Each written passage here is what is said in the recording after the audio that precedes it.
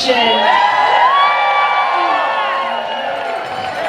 If you would have asked 19-year-old Emily if she knew what she was signing up for when she checked the education box a few miles down that road 27 years ago, if she ever thought she would be standing on the steps of the Capitol building calling for radical joy, I don't know what she would have thought.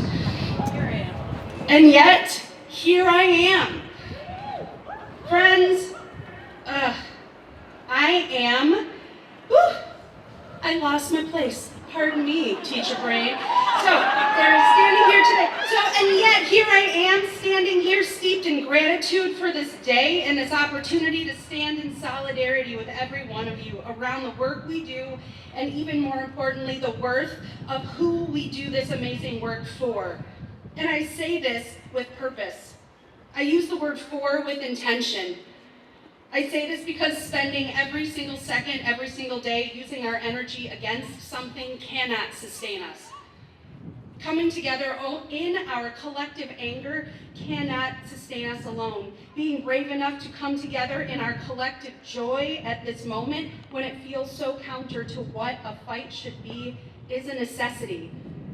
The thing is, I could spelunk into all the ways that this administration is trying to remove our freedoms, disassemble our democracy, strip away rights, steal education from those that have a right to it, but I won't. Because that's their game. Create division, silence us, stoke fear, make us want to isolate from one another. That's what they want. And today, in this moment on this stage, I will not allow this moment to be about them.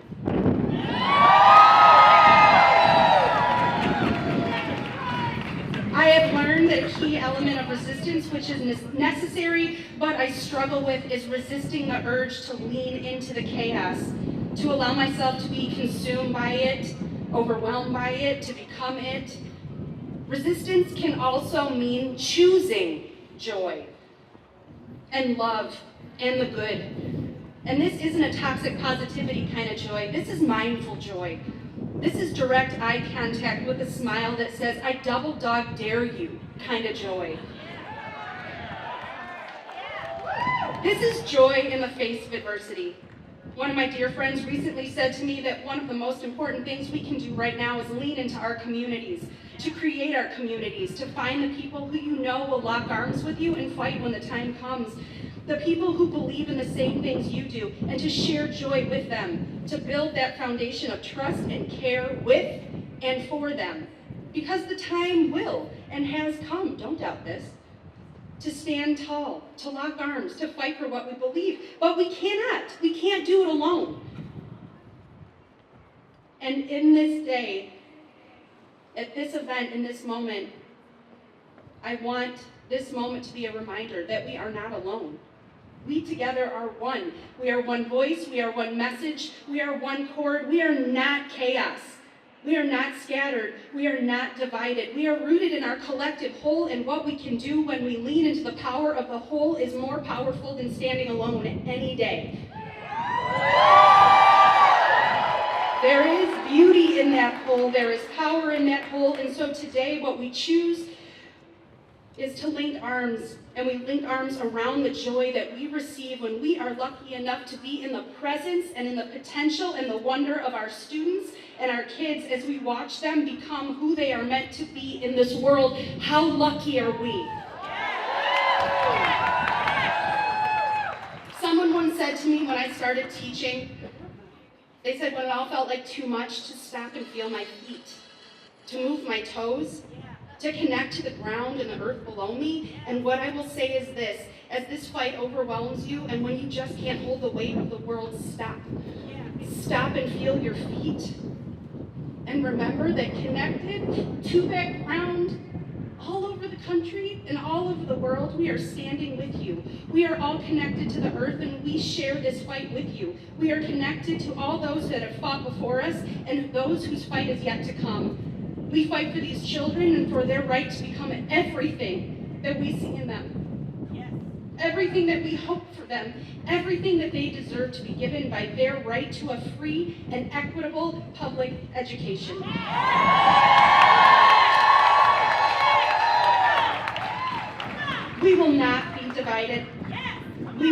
stand united. Because there is a link that connects us that goes beyond our differences. We believe in the power and potential of our kids. We resist for them. We dissent for them. Because they are the future of our world, and that is worth everything.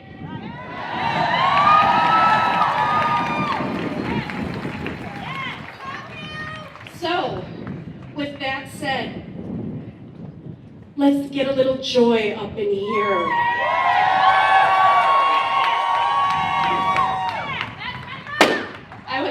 That's right, Balloon. Friends, I would like very much to introduce to you Ernesto Kirihiro, who is, I want to make sure that I, come up. So, Ernesto Kirihiro, who is faculty and staff at Washtenaw Community College. Did it right? Educator here to do our land acknowledgement.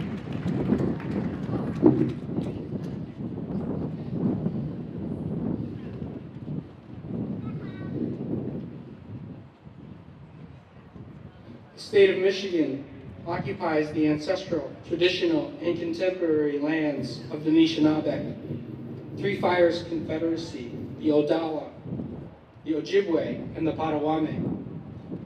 We recognize the historic indigenous communities in Michigan and those who were forcibly removed from their homelands.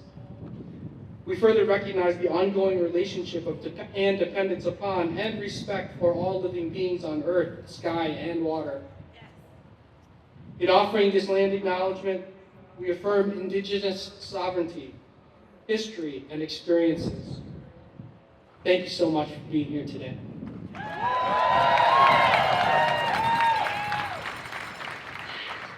So one of the things that I wanted from the very beginning when this idea popped in my head and just would not relent was, all I want is a drum line. And friends, we got a drum line. May I present to you, to begin the joy, Great Lakes Group.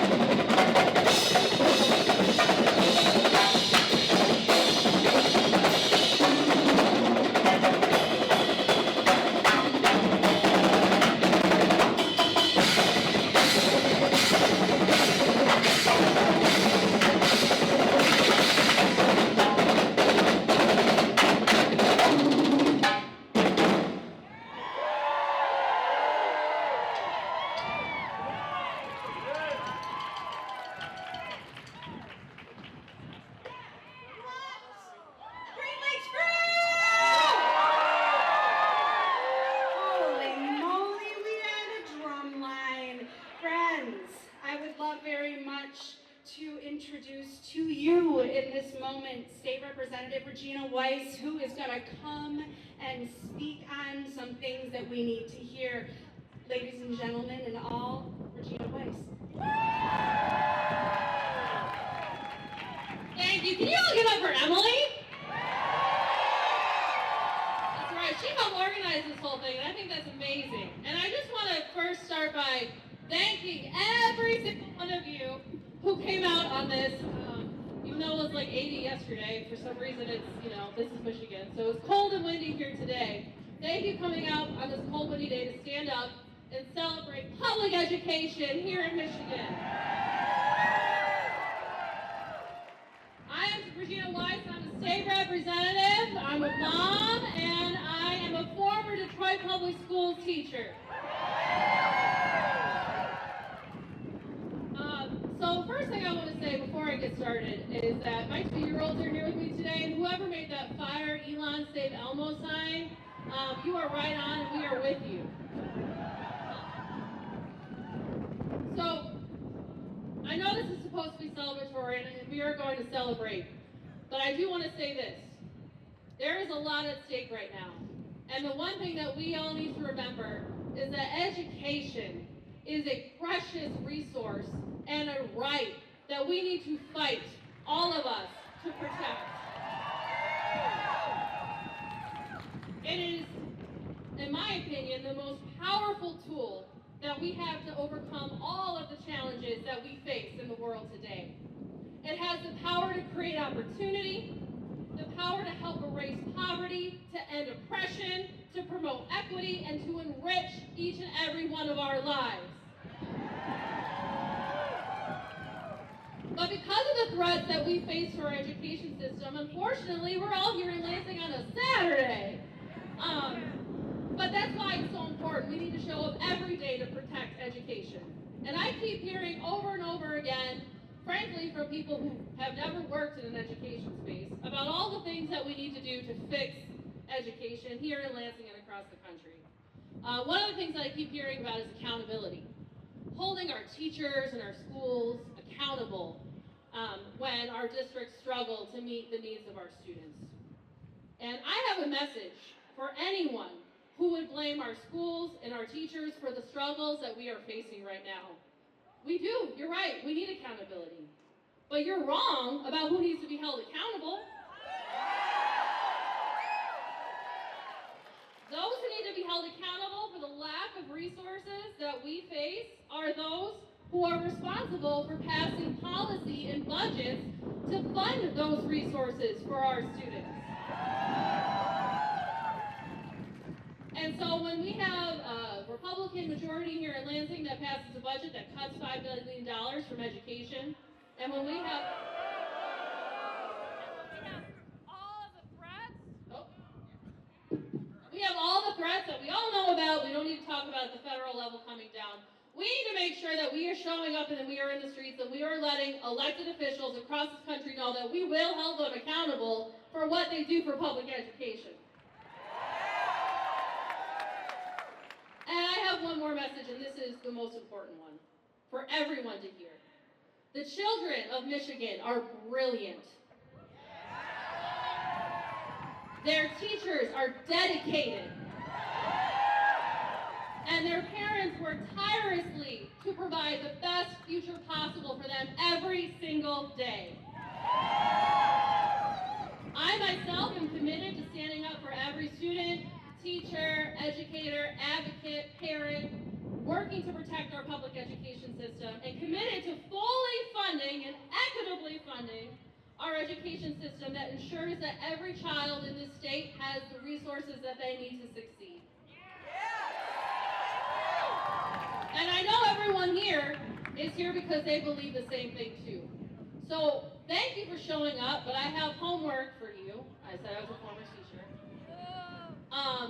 If you have not already visited some of these lovely tables over here to the side of the stage, before you leave today, please go see they're waving their hands in the air, Fund Our Future and MEJC to sign up to volunteer to help collect signatures for a ballot initiative that they're working on to make sure that we are properly funding our schools here in Michigan. I think we got some more petitions over there. So if you have a petition, hold it up.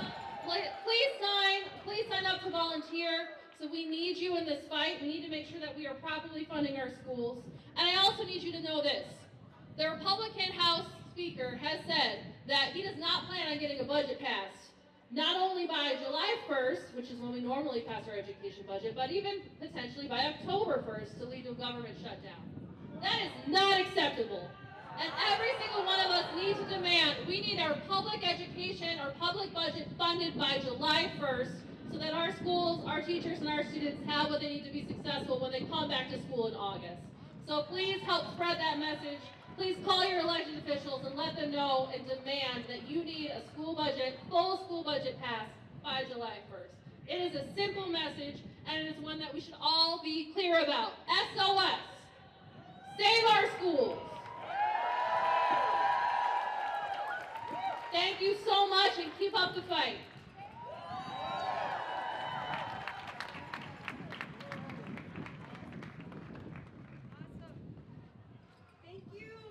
Thank you, Representative Weiss. Thank you so much for coming and speaking and taking that time. One of the things that I wanted to happen today, one of the most important things that I wanted to make sure that we did was to spotlight our kids and our students. Friends, we have our first high school spoken word participant, Senan Karahara. Welcome, Senan.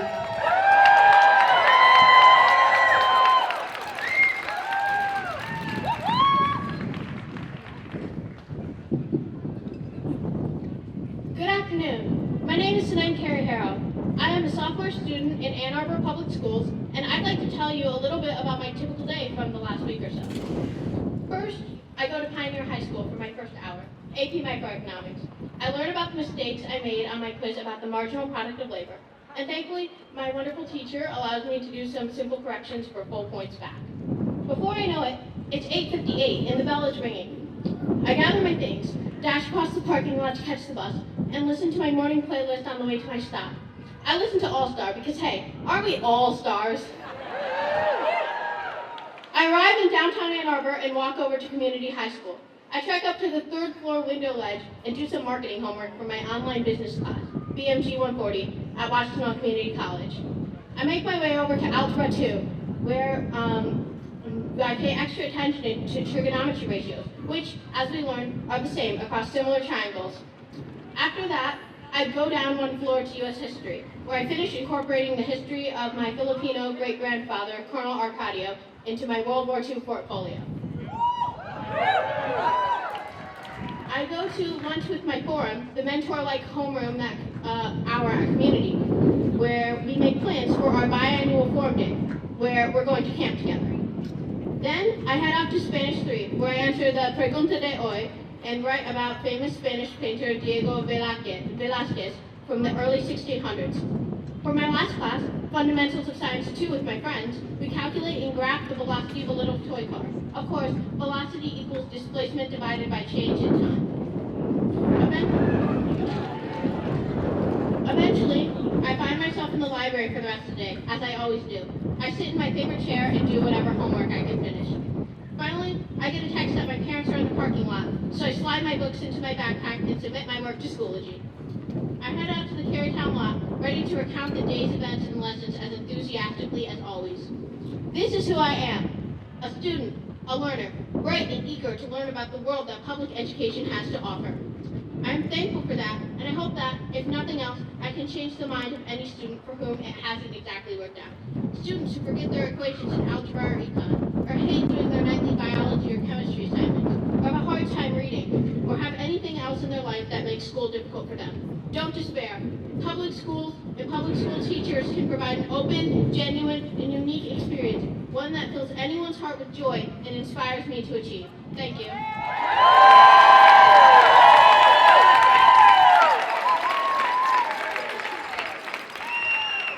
Senan Karahara, my friends.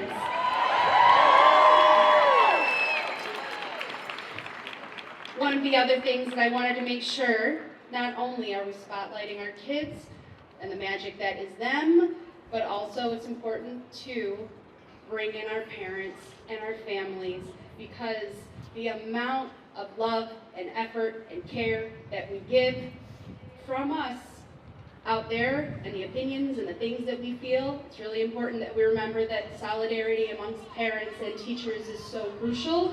I have a wonderful parent, Kayla Harper from Bay City, who has been invited to come up and share how they feel. So, Kayla.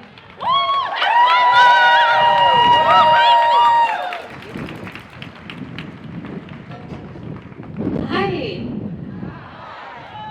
Can I see your signs? Thank you. So my name is Kayla Harper. I am from Bay City, Michigan. I'm a parent and a community ambassador with Saginaw Bay DSA. And I know our theme is joy today, but I've come to you to tell you about the worst day of my life. September 1st, 2017 was Labor Day, and the day before the first day of school in Bay City. Now, most of you with school-aged children were probably frantically chasing down the last of the school supplies, packing backpacks, laying out outfits, and damn near drop-kicking overexcited kids into the bathtub. I should have been doing that too. Instead, I was watching my 9-year-old daughter fight for her life.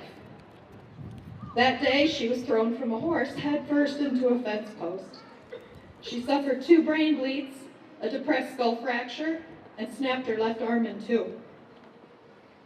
And it's funny what sticks with you in moments like that, because I was ready for the doctors and the nurses and the chaos. I braced myself. But when we arrived and a woman introduced herself to me as the hospital chaplain while the medical team was swarming my daughter, it hit me like a freight train. I'd only ever seen chaplains in movies, offering comfort in the face of the unthinkable. And in that instant, I realized that we were living the unthinkable. I realized that there was a very real chance that my daughter wouldn't make it. That night, she underwent an emergency craniotomy and was placed on life support. Though she survived, the injury left a lasting impact. Her memory, her ability to focus and make decisions, and even her handwriting was permanently affected. My daughter survived that day because Covenant Hospital gave her a second chance at life, but it was Mackenzie Elementary that gave her a path forward.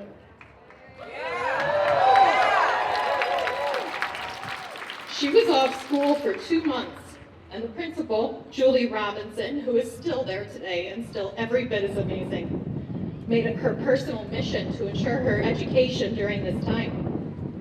They sent a teacher to my house anytime she needed help.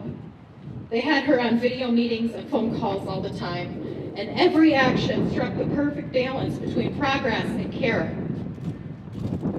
Their compassion wasn't just support, it was a lifeline. And at the end of this nightmare, my daughter went back to school with a huge smile on her face and a 504 plan that is still in place to this day. She's here today, healthy and strong.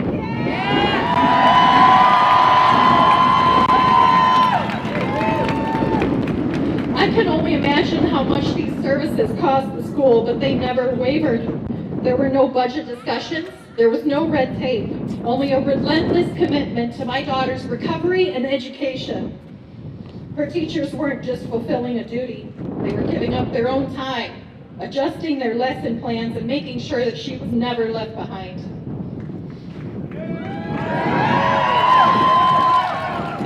Their actions were proof that my daughter wasn't just a student.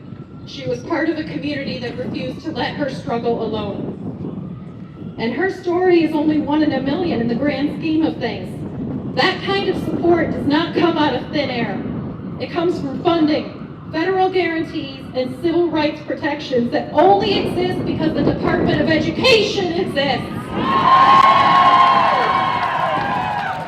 Without this department, schools are left to figure it out on its own, which so many never bother to do. Children like mine were left behind before the DOE came into existence. Not because teachers like you didn't care, but because they weren't given the resources to help their children. And our children are our most valuable asset. They're our future, our hope, and our promise as a nation. It is essential that we invest in them, not just as students, but as the leaders, innovators, and creators of tomorrow. They are the heartbeat of our communities and the foundation of our society's future. And I say it's time to stop treating education as an afterthought and start giving our children the attention, resources, and respect that they deserve.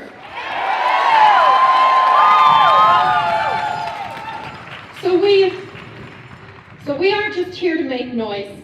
We're here to make history. And when the children in our lives ask us what we did for when their future was on the line, every single one of you will be able to say that you showed up, stood up, and spoke out. And we will not sit down until no one ever dares call education wasteful again.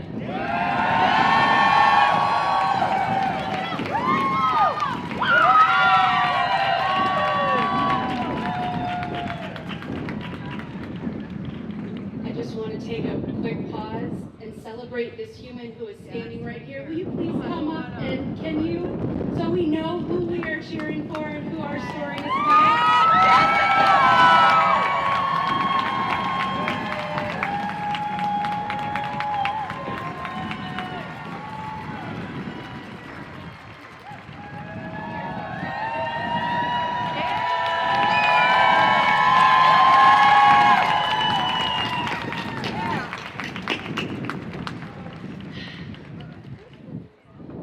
So the second thing I really wanted when I decided I wanted to make this thing come to life was a children's choir. Oh, hey, and guess what we got? Hey, what did we get? I would like very much to welcome to this stage. Ooh, I'll use my teacher voice when this goes out. Friends and family and all in between, the Lansing Children's Choir.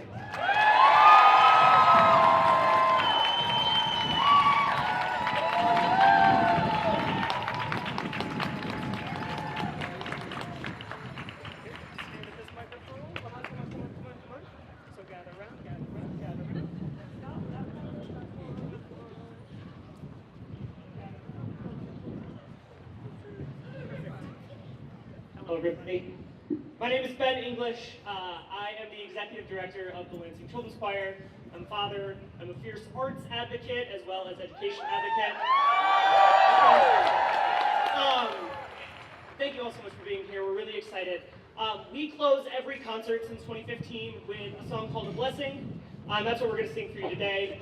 I'm just going to read the lyrics. May love and laughter light your days and warm your hearts and home. May good and faithful friends be yours wherever you may roam. May peace and plenty bless your world. May all your days be bright. May angels always be nearby to help you through the night. May all the things you're wishing for and all your dreams come true. May every gentle wind may every peace and joy and happiness bring happiness to you. So we're going to sing a little piece for you called A Blessing by Jay Altus.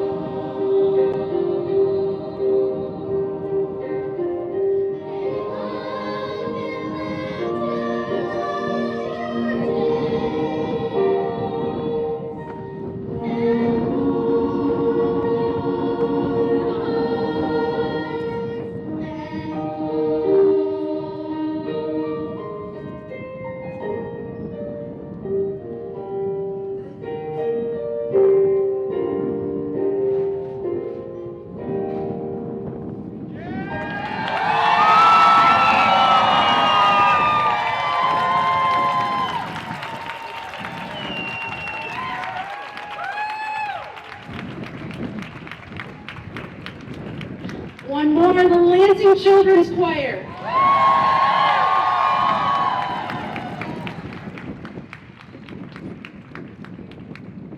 I think that's great. Next, I wouldn't be here doing this today without the amazing support of an organization called 482 Forward that came out of the woodwork and found me and my cockamamie idea and said, Emily, let's bring it to life.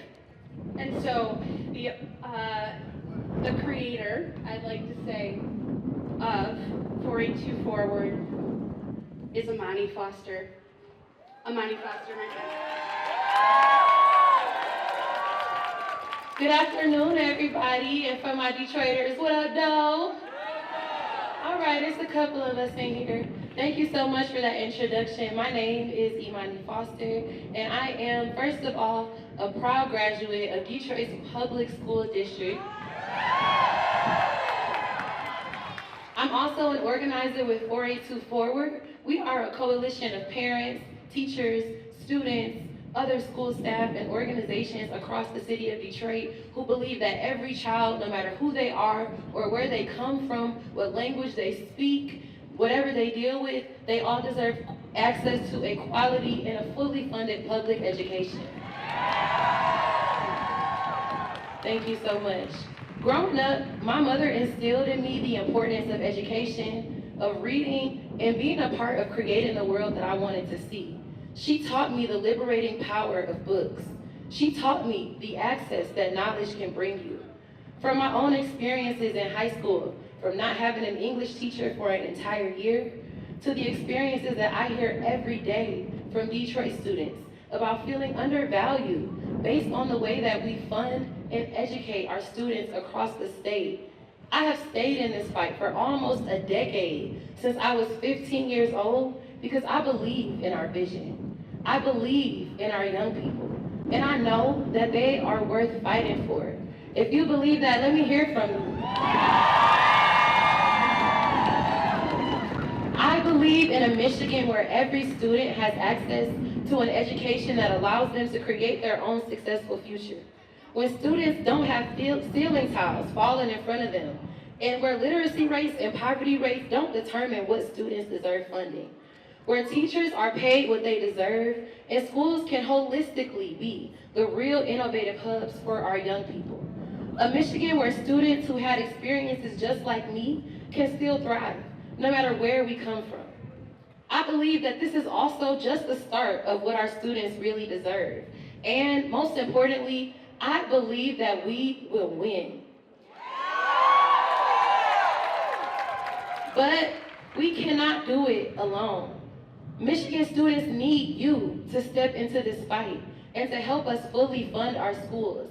I want to thank Rep. State Regina Weiss for bringing up exactly what I'm going to bring up. If we want to fully fund our schools, we have to make sure that the richest people in Michigan invest in the same communities that are investing in their corporations and in their businesses. We have to make sure that they are paying their fair share and pouring into our communities, into our schools, and into our families. So if you align with this vision, if you connect with what I'm saying, go find our table. Come find me or somebody else with the clipboard and get involved in our fight to fully fund public schools. This is not the time to be isolated. This is not the time to feel like it's the end. This is just the start for us. Join 482 Forward, join MEJC, join Fund My Future. Fight with us to fully fund our schools, and I believe and I know that we will win. And if you know that, I want you to do this chant with me. When I say, tip the scales, y'all say, fund our schools, all right? Tip the scales! Fund our schools! Tip the scales! Fund our schools! Yeah, tip the scales! Fund our schools! Tip the scales! Fund our schools! All right, thank y'all. Bless everybody. Enjoy the rest of your day.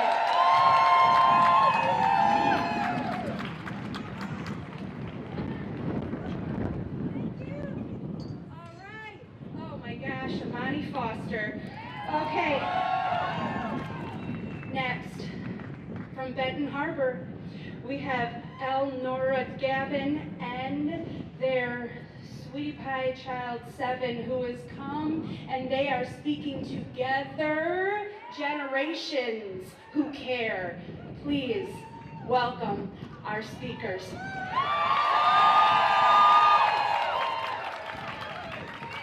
Happy Saturday! Woo! So, I am again Elnora Gavin, and this is my son, Seven Green. We are from Benton Harbor, Michigan, representing Benton Harbor Public School System. And so, I think what would make the most sense is for me to step aside first and let you hear an essay that Seven wrote when he was in elementary school that was assigned from his teacher, Miss Mitchell.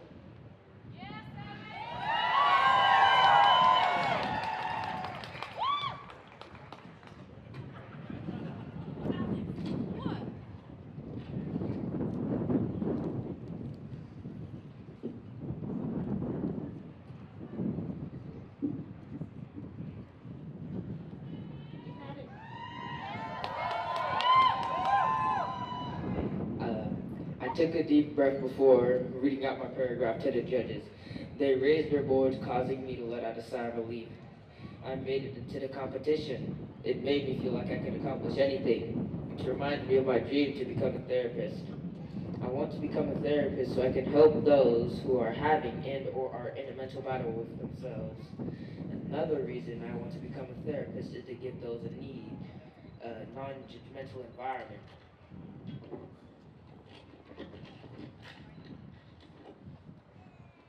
The final reason I want to become a therapist is probably the main reason why I want to become a therapist. Although it is very simple, the final reason I want to become a therapist is to return to what my community has given to me.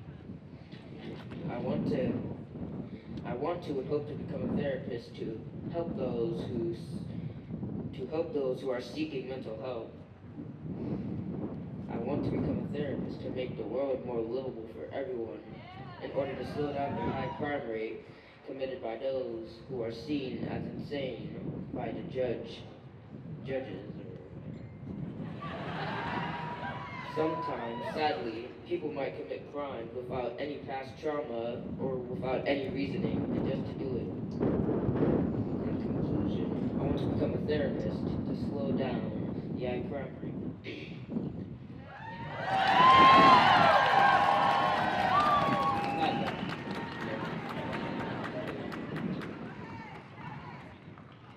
I think Michigan lawmakers should, instead of leaving the money in the bank, start using it and investing in things that the kids want.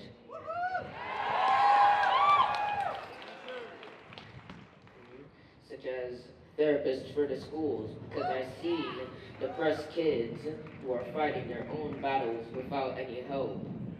And I don't like to see others suffer, because that's just not it.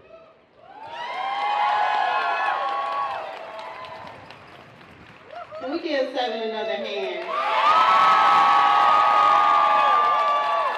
You see why I'm such a proud public school mom. That essay was written without any input from me. His public school teacher assigned that. And so Joe Dispenza once said that an empath can turn darkness into light, can turn pain into power, can turn trauma into wisdom. And when I hear my child's essay, that is what is possible when we invest and protect the dreams of our children in these public schools. Regardless of their race, regardless of where they live, regardless of who they love. It is our responsibility to stand in our spaces and say no to hatred, no to defunding our public schools, no to anti-DEI, and yes to the dreams of our children today. Thank you.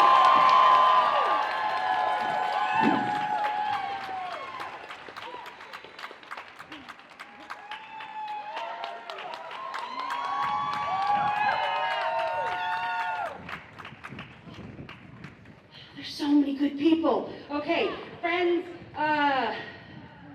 did I mention that I'm an art teacher? So if it feels a little fancy when I talk and use my hands, it all makes sense. I also want to make sure that you pay attention if you walk down this beautiful mile right here that we have art teachers who descended upon that intersection with some beautiful chalk art. So please be so kind as to give it an eyeball on the way out. Friends, we have, moving on, we have a beautiful speaker, Cindy Gamboa, Detroit parent, who is going to come and speak about things that they care about that we need to hear. Cindy Gamboa.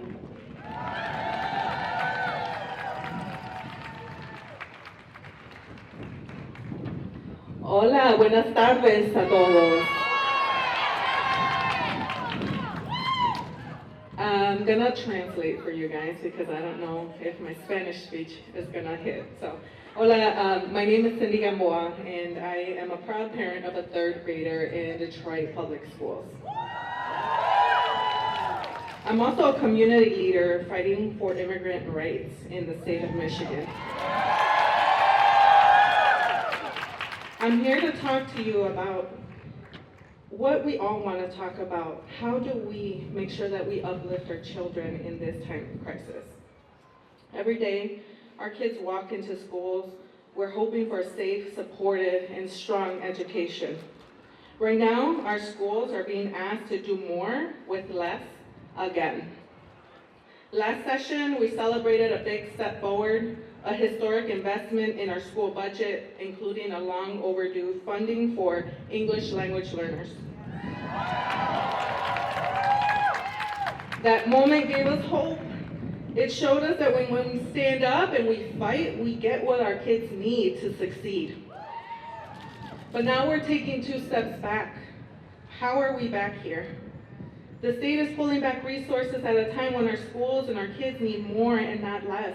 Our classrooms are struggling with overcrowding. Teachers are stretched thin. Special education programs need resources. English language learners that always needed the support still don't have the support they need. And we're facing this disruptive, vengeful government leaders that don't care about what we need, what our families need, what our communities need. And this isn't what they want. This is about what our kids deserve. We're calling on our state government and everyone to stand up, to fight for what's right. We need to fully fund our public education. We need to protect and expand the support for our most vulnerable students, including English language learners. We need to invest in special education, in students' mental health, in the school facilities that our children learn in every day. Our community is under enough pressure already. For the Latino communities, the heartless deportation agenda means that we don't know who's going to be the next to be kidnapped. We need stability. We need safety. We need our kids to, they shouldn't be carrying this mental anguish of having to think about their parent not being home at the end of the day when they come home from school. What about their well-being? Can we start investing in their mental health? We need school systems that work for all of us. Our kids will only get 1 shot. For my daughter, that means one shot at 3rd grade, 1 shot at middle school, 1 shot at graduating and being prepared for this world. We can't let this generation down. So let's make sure that we all do our part. We make sure schools get what they need and our children continue to have a loving, supportive environment from us all. Gracias.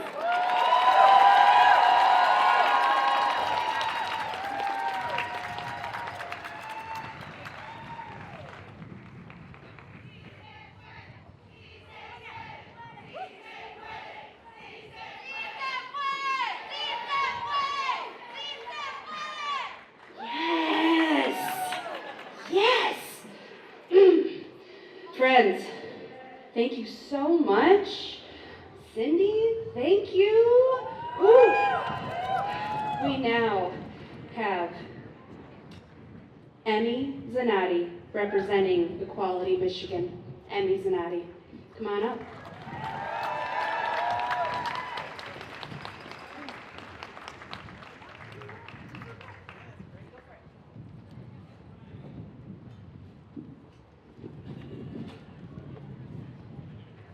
Little windy, little windy.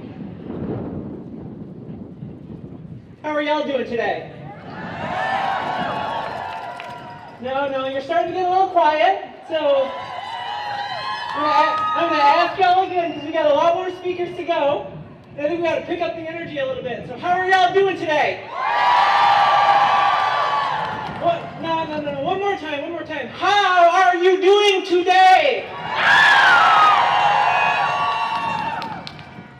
I'm going to start with a little story time. So, when I was a senior in high school, a senior in a public high school, there was a policy that I really liked that second semester seniors, if and only if their grades were high enough going into finals week, did not have to sit for their final exams.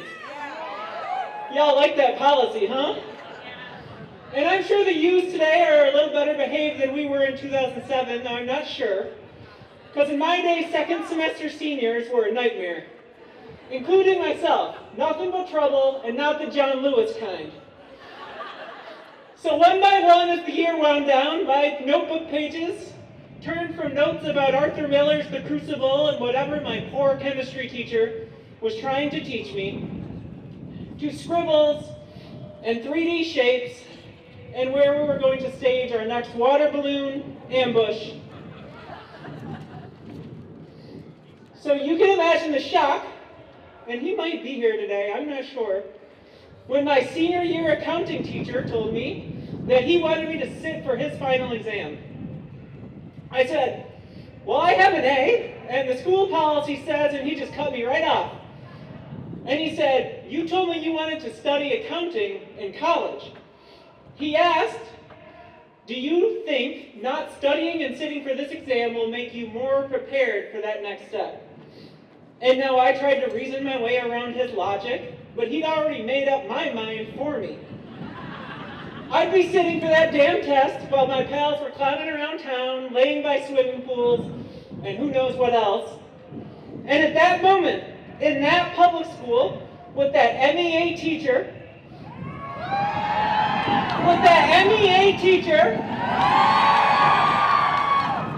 about 17 years and 11 months ago, I learned something about life and about critical thinking. I learned that day that the easy way isn't always the right way. And that the right way can sometimes be really, really hard. And so why am I sharing that story with you all today? Well, because I'm a transgender woman. And I left my accounting career behind some years ago because my life was calling me to stand up for my community at a moment where I felt they needed me. My job now is quite literally to protect transgender young people and their families right here in the state of Michigan. Right here in this building. And I have to say right now, that's the hard way. It's the hard way because some really greedy, powerful people would rather win the race to be the world's first trillionaire than kick in their fair share of taxes so that our hardworking, dedicated teachers can get paid a little more money. Kick in their taxes so that our students aren't trying to fill their brains while their stomachs are empty. Hard way, because for those greedy people to accomplish that, they need us to believe, they need all of you to believe, that the problem, instead of their corruption, is a book about a family with two dads. Or a book with a boy character who likes wearing nail polish.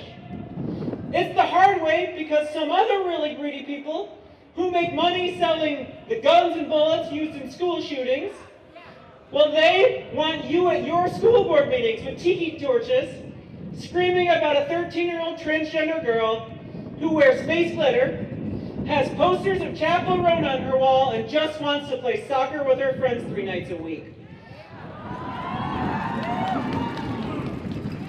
And now, while I think trans people are the most beautiful, loving, nurturing, compassionate, and resilient people on this earth,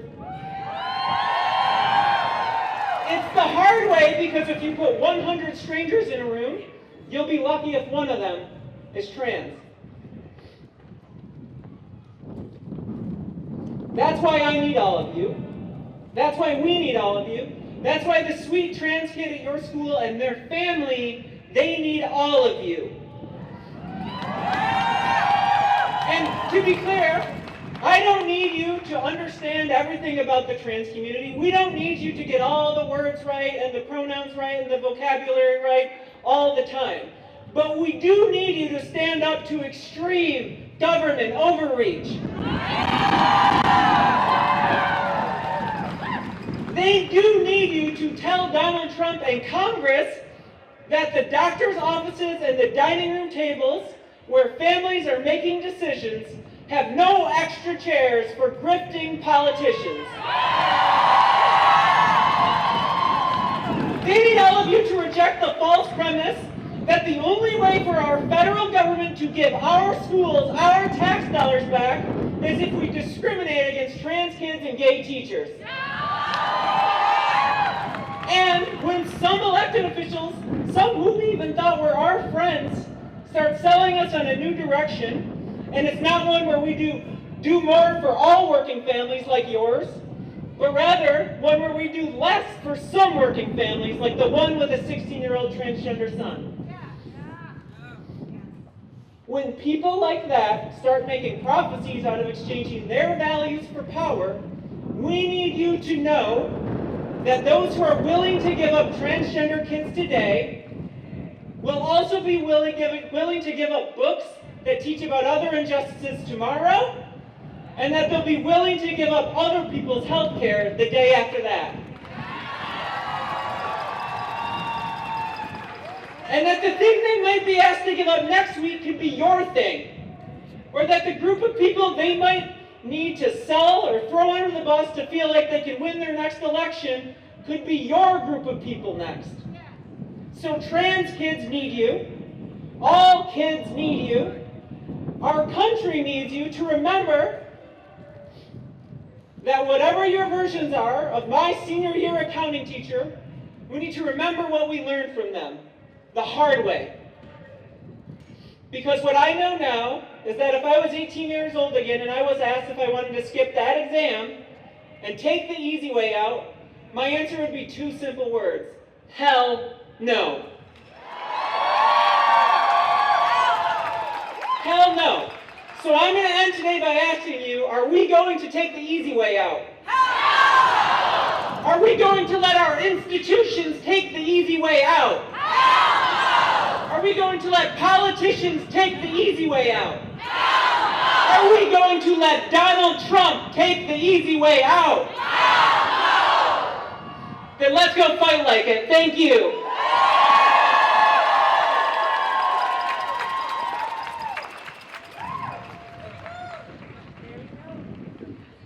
Oh, thank you so much. All right, ready for a treat? Because here comes one. Friends, all the way from Detroit, Michigan, I have a proud middle schooler who goes by Fago Flo.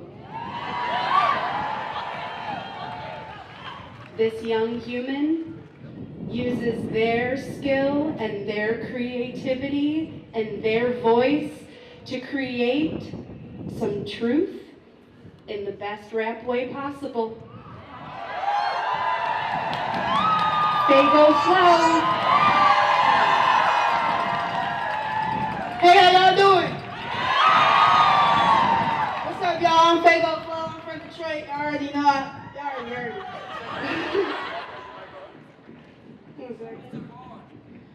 So, do y'all know that the public schools are extremely underfunded?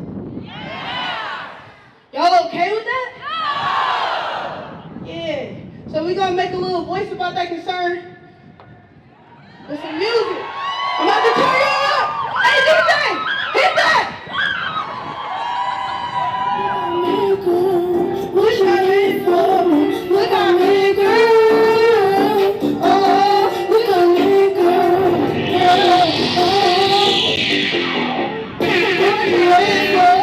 Look at me, girl. What you waiting for? Look at me, girl. Oh, look at me, girl. Girl, oh.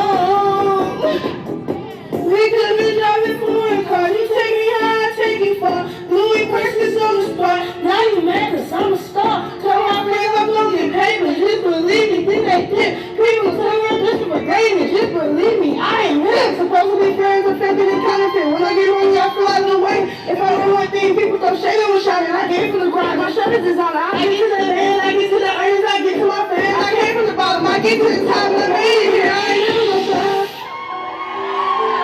Everyone know that I'm really real rich. I want that whip and I'm telling them. Everyone know that I'm really real rich. Don't tell them. Don't tell them. Don't tell them. Don't tell them. Don't tell them. Don't tell them I'm fresh. What? Huh? Don't tell them. Don't tell them. Don't tell them. Everyone know that I'm that whip. Real fresh. What? I'm that whip. Everyone know that I'm fresh. What? Everyone know that I'm fresh. What? Spending my money, give it to the front. My name is the power. So I ain't sitting from street. Pushing this out all on my feet. There's no bed, my money so clean. I'm all in my hands, but not on my team. Girls to the party, diamonds go blink. All of the girls gonna be sipping for me. Fresh, everyone know that I'm really real fresh. I want that whip and I tell them I'm fresh. Everyone know that I'm really hard to know. I want that whip and I tell them I'm fresh. Yeah, go tell them I'm fresh. Go tell them I'm fresh. Go tell them I'm fresh. Go tell them I'm fresh. Go tell them I'm fresh. Go tell them I'm fresh. Go tell them I'm hey, got no time. Girls like we're out there like grind. Got no time to use the line. Sometimes the bro got us for a dime. Hey, got no time. When I'm a real girl, I'ma take a hop. Take this sky, let it go fly. Yeah.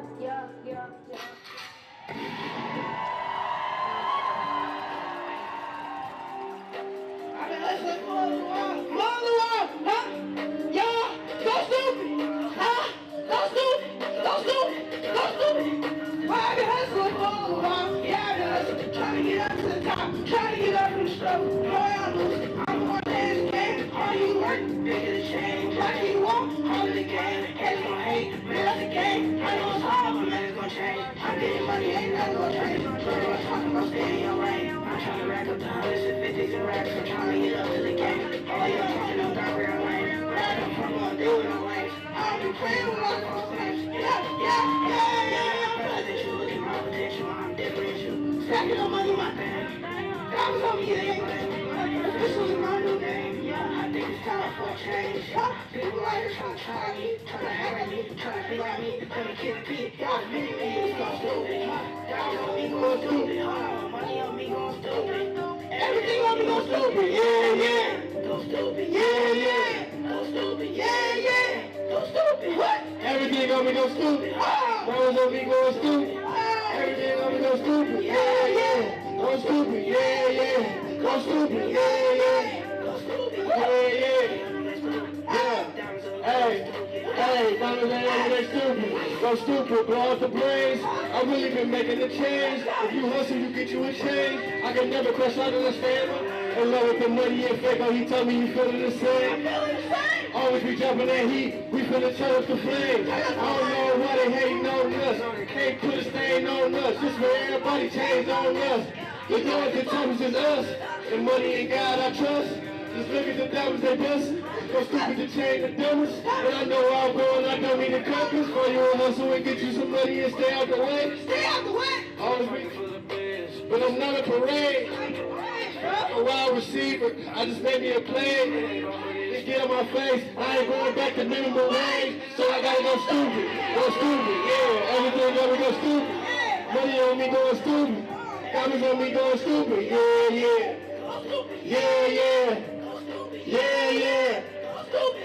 Everything on me go stupid. Diamonds on me going stupid. Everything on me go stupid. Go stupid. Go stupid. Say go stupid. Go stupid. Go stupid. Yeah. Shout out to Fago Flow, man. I appreciate y'all for having us. Hey, y'all, make sure y'all follow me on Instagram at FaygoFlow, FaygoFlow. Thank you.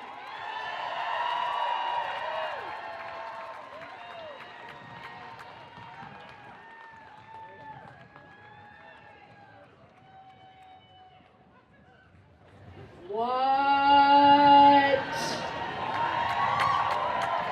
That was a middle schooler! Right? Woo! All right. We're going to keep it going. Poet laureate from Marquette, Michigan, Demonstrators Davis. Welcome.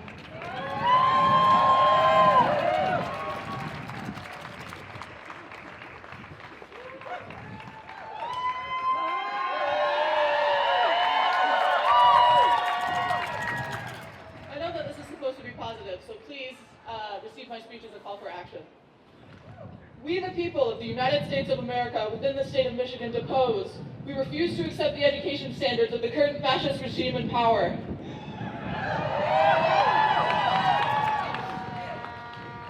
Fascism, at its core, fears the educated mind. It fears a child who questions. It fears the worker who reads. It fears a thinker who dreams. Why? Because education, true education, is dangerous to tyranny.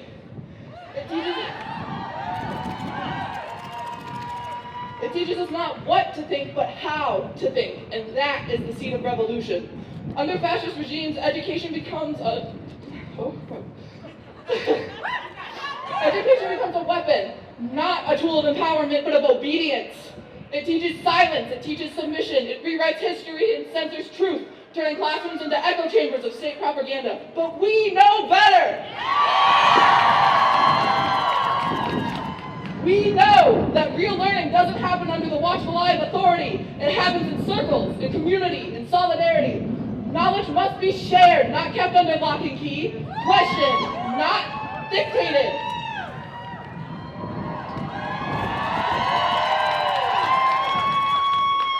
In my vision, education is not standardized testing and rigid curricula. It's curiosity, exploration, conversation. It's the older teaching the younger, the experience guiding the new, not through domination, but through mutual respect and trust.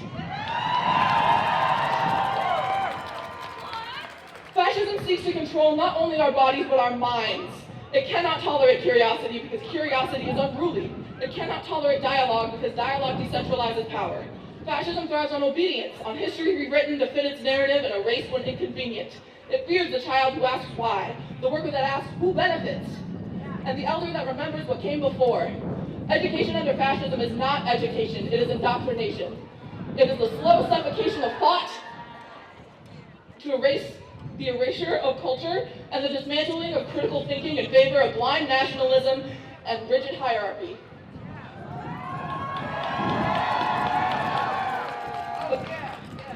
Under fascism, the classroom becomes a miniature police state. Teachers are surveilled, books are banned, students are punished not for failing to learn, but for learning too well. Because we are not just fighting fascism, we are planting seeds of a world beyond it. A world without rulers. A world where education is not a privilege or a weapon, but a human right. Now is the time where education needs us. It needs us to stand up for it and protect it. It needs us to embrace and nurture it. There shall be no room for anti-intellectualism amongst us. We are learners, we are builders of the world to come, and we will never stop learning because to learn is to live free. Thank you.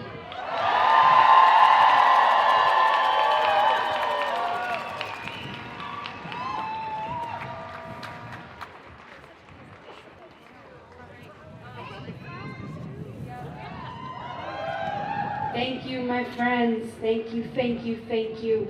Okay, now, keep it going.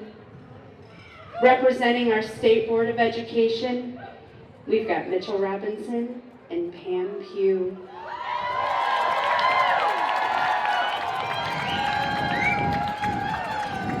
Thank you. My name is Mitch Robinson. I was elected to the State Board of Education in 2022.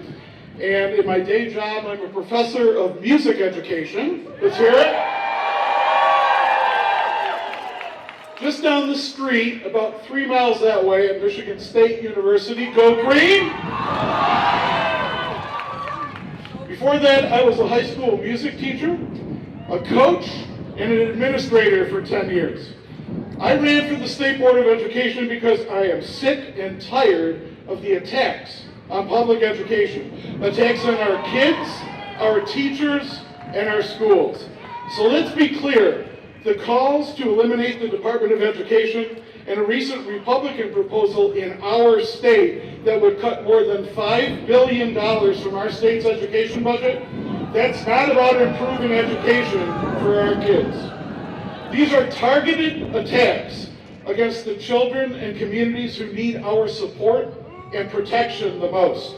Children in underfunded rural and urban schools, LGBTQ kids, and students with disabilities and special learning needs. Precisely those children who need our protection the most. With 4,200 employees as of 2024, the Federal Department of Education was the smallest federal cabinet agency and just half the size of the next larger agency, yet its annual $79 billion appropriation was the fourth largest. And that's not counting the $1.6 trillion federal student loan portfolio managed by the Department of Ed. So the Department of Education is by far the most efficient cabinet-level agency in the federal government. It does the most with the least. So if your goal is to make the government more efficient, why would you cut the most effective federal agency that we have? For what it's worth, this is exactly the case with our state's education department and in every one of your local school districts as well. Public schools do incredibly important work on a shoestring budget, educating 90% of our nation's children while being drastically and systematically underfunded. But we hear a lot from elected officials about what they are against. I want to take just a minute to talk about what I think all of us want for our children, our teachers, and our schools. We want all children to have the opportunity to read for enjoyment, play an instrument, and sing, draw, dance, play, feel, and be kind to one another. We want rich arts programs, nurses, psychologists, counselors, librarians in every school, not just the big suburban schools, every school in the state. And we want to make sure that every child comes to school and leaves school not hungry. We want schools to be places where every child and adult is treated with dignity and respect. And we want our teachers to be free to create their own lessons, to work collaboratively with their colleagues and with their administrators, elected school board members, and parents. Finally, we want all children to have teachers who care more about their students' growth and development as fully human beings than about their test scores.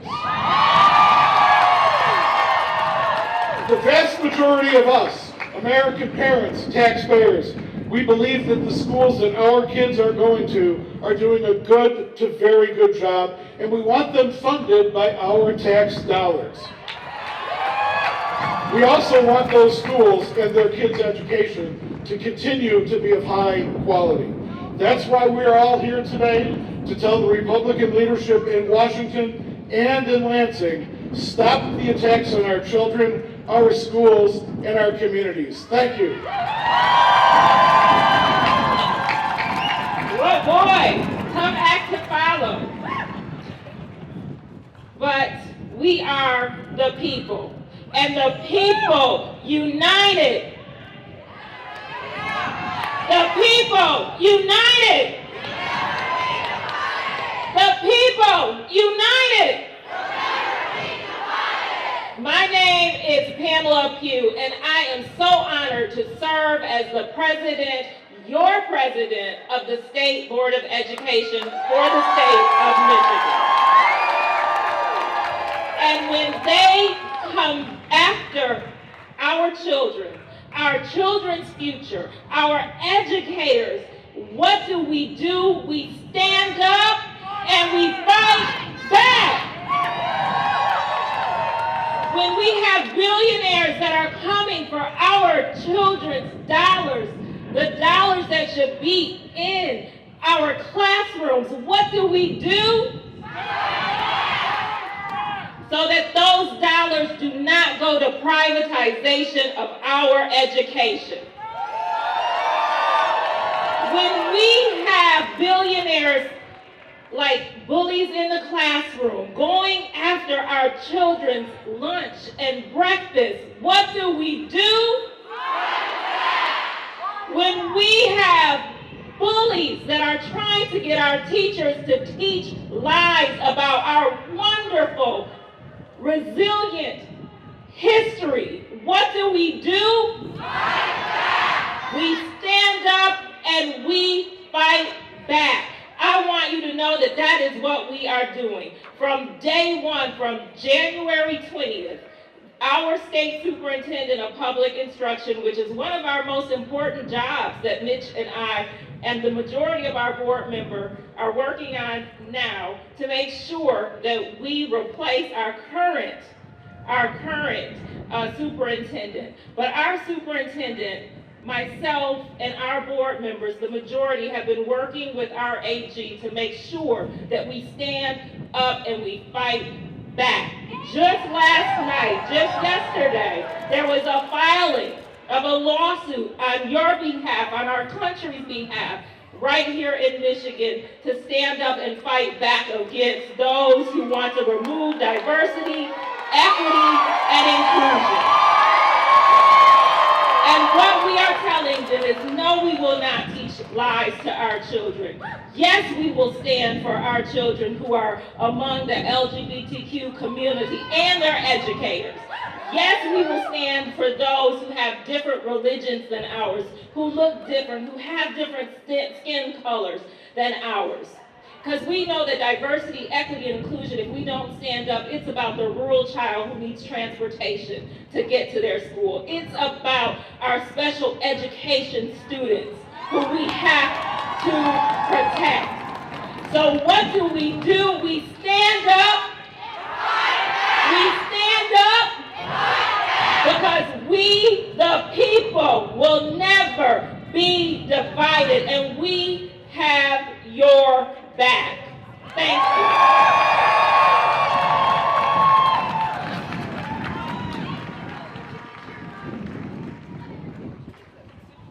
Awesome. Thank you so much. Next, we have Representative Jason Morgan.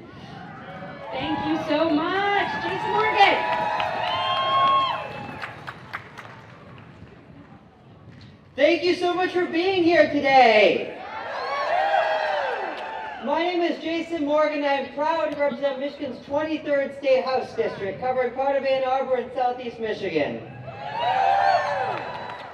We are here today, not just in protest, but in celebration, because public education is worth it. It's worth defending. It's worth investing in. And most of all, it's worth fighting for with joy in our hearts and truth in our voices. I am the proud product of public education. From elementary and high school in Conning, Michigan and Bay County to college way up in Marquette at Northern Michigan University, to where I live today, the University of Michigan for grad school. Let me see a show of hands if you're a public school teacher. Holy cow, that's amazing. If you've gone to public school, if you have kids in public school. Thank you, thank you, thank you. You are who we are celebrating. Thank you for making an incredible difference in the lives of so many of our students and young people and in our communities. Before I ran for office, I taught government at Washington Community College, and I was a proud member of the MEA. I sat in classrooms with students who were working multiple jobs, some raising families, and others just trying to figure out their place in the world and what they wanted out of life. I saw how hard they were fighting to make something for themselves, to build a life that they could believe in. One of my students, Emily, shared that she was able to go back to school through the Michigan Reconnect program and make her dreams a reality. I spoke to countless students who had stories like this, and I know you do too. I worked with my kids, just like all of you do, every single day, whether you're thankful for it or not. Not everyone is born with the same opportunities, and not everyone gets the same level of support from their surroundings. But public education says, we'll fight to give you a better future, no matter who you are or where you come from. I saw the power of public education, what it can do firsthand, when it's supported, believed in, and fully invested in. And even when it's not fully invested in, as you all know. It changes lives. It creates opportunity. It's what this rally is really about here today. It's about remembering the power of that work. It's about standing shoulder to shoulder and saying loud enough for everyone to hear that our schools matter, our kids matter, and our teachers matter.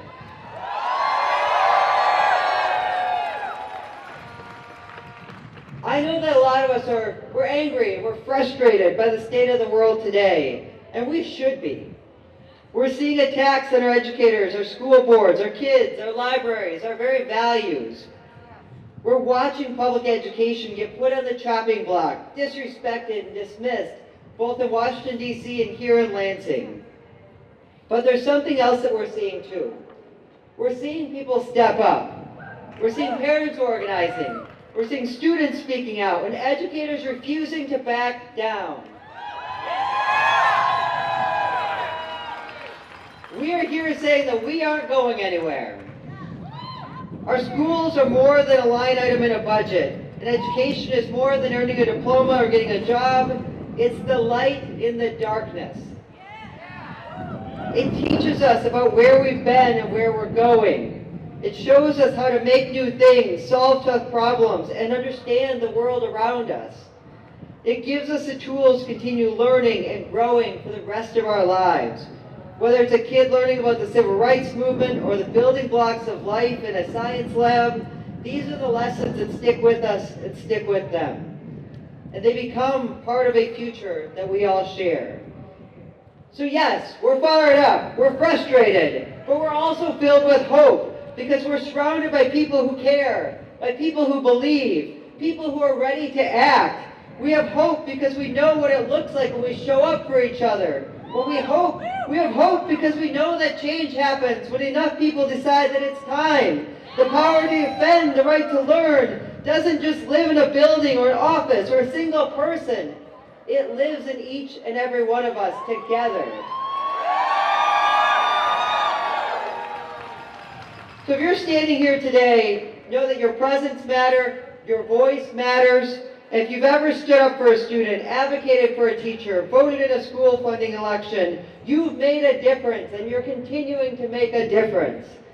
So let's work together. Let's show them that we have the power of curiosity, the power of knowledge on our side. Let them hear us, let them feel us, let them know we're not backing down. And never forget that this is done with love for our communities, for our future, and for our kids. Thank you so much.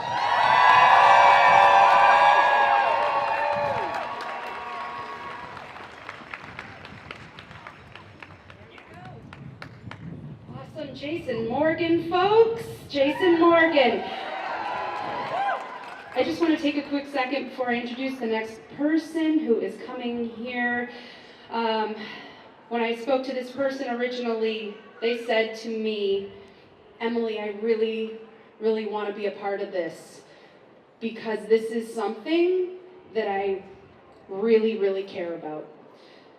Ladies and gentlemen, former teacher and state senator, Dana Polhinke.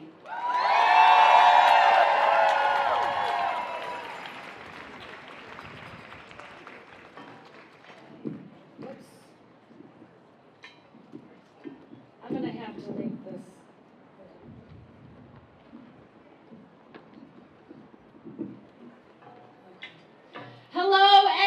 Demonstrators, my name is Dana Polhanke. I was a high school English teacher for almost 20 years. And for the past 2.5 years, I have held this gavel as the majority chairwoman of the Education Committee in the Michigan Senate.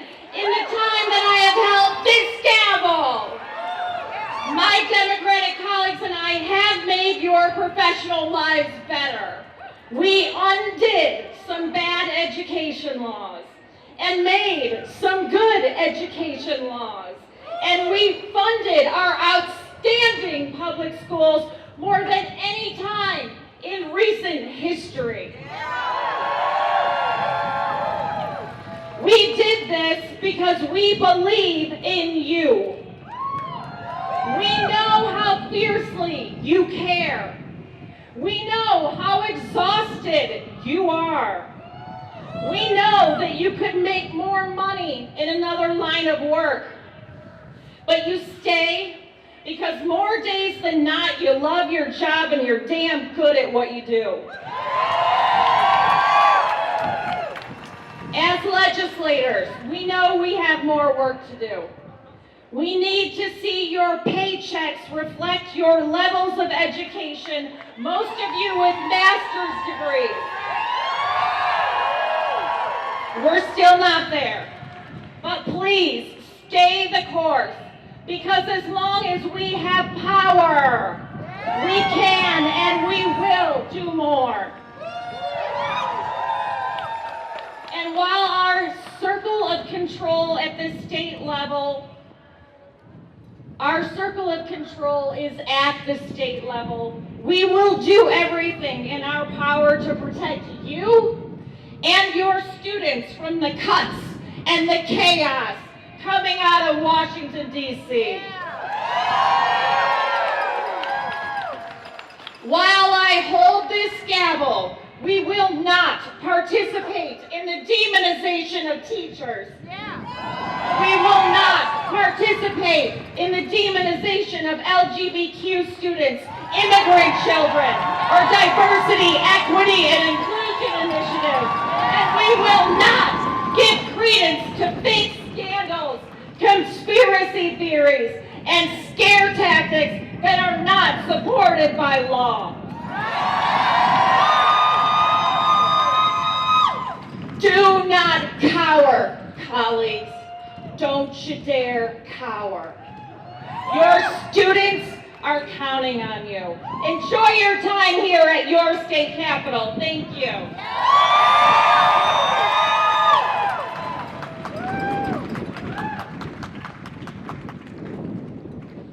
Thank you so much, Senator Polhanke. Okay, next, my friends, we have a representative from Fund My Future. Please welcome Miriam.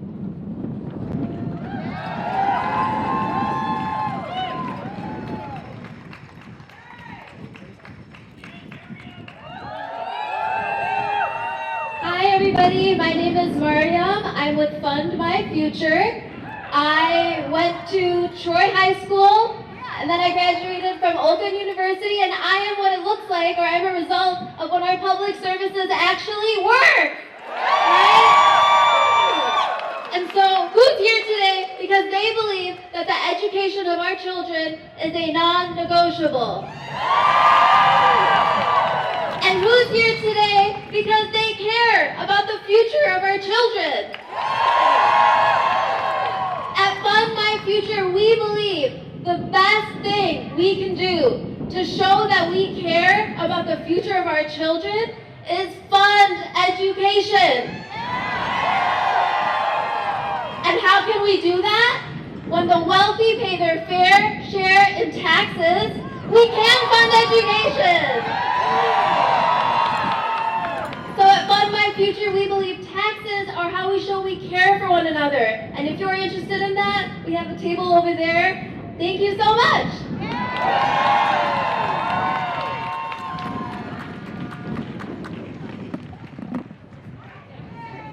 I had it really quick and short for you guys, sorry. Thank you so much. Just so you guys know that next to this stage, we have all of these tables set up. And the tables, I like to call it Action Town. So friends, after you hear everybody talk about all the things and you believe the things and you feel the things in your body, you are able to walk over to these tables where they have actionable items for the things that we've been talking about. So you can feel like today what you're actually doing is moving these things forward. So please make sure to go and have a little visit. Make some eye contact. Maybe make a new friend. You never know. I would like very much to introduce to you an unbelievable duo from Dearborn, Michigan, Robin Tenglin and their sweetie pie, Alex. Come on up.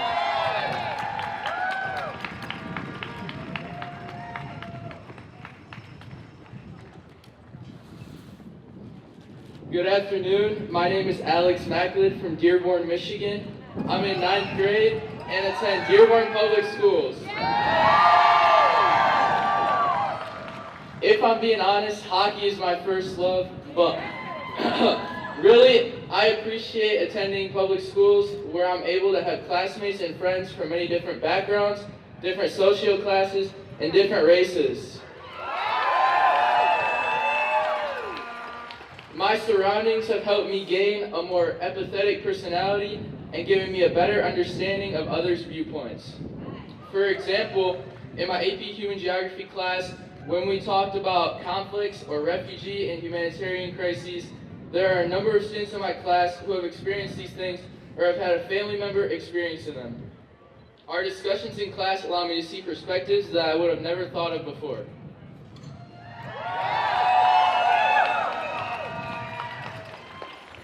One of my favorite middle school experiences was working in a class of special education students. I was able to work with an autistic, nonverbal student named Mutaz. I attended art class with him many days, helped him with worksheets, and even went on shopping trips with the kids. At the end of the year, I was able to attend a citywide festival for ASD students. These are things that I would have never experienced had I not went to a public school.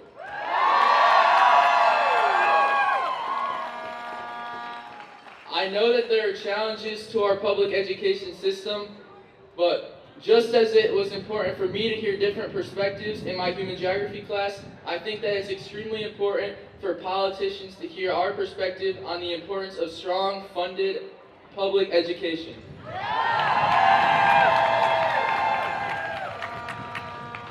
For these reasons, I'm extremely thankful for the people who have given up the time to advocate for my educational experience, particularly my mom, who ran for school board this past fall and continuously fights to make our schools a better place. I'm so proud of my son.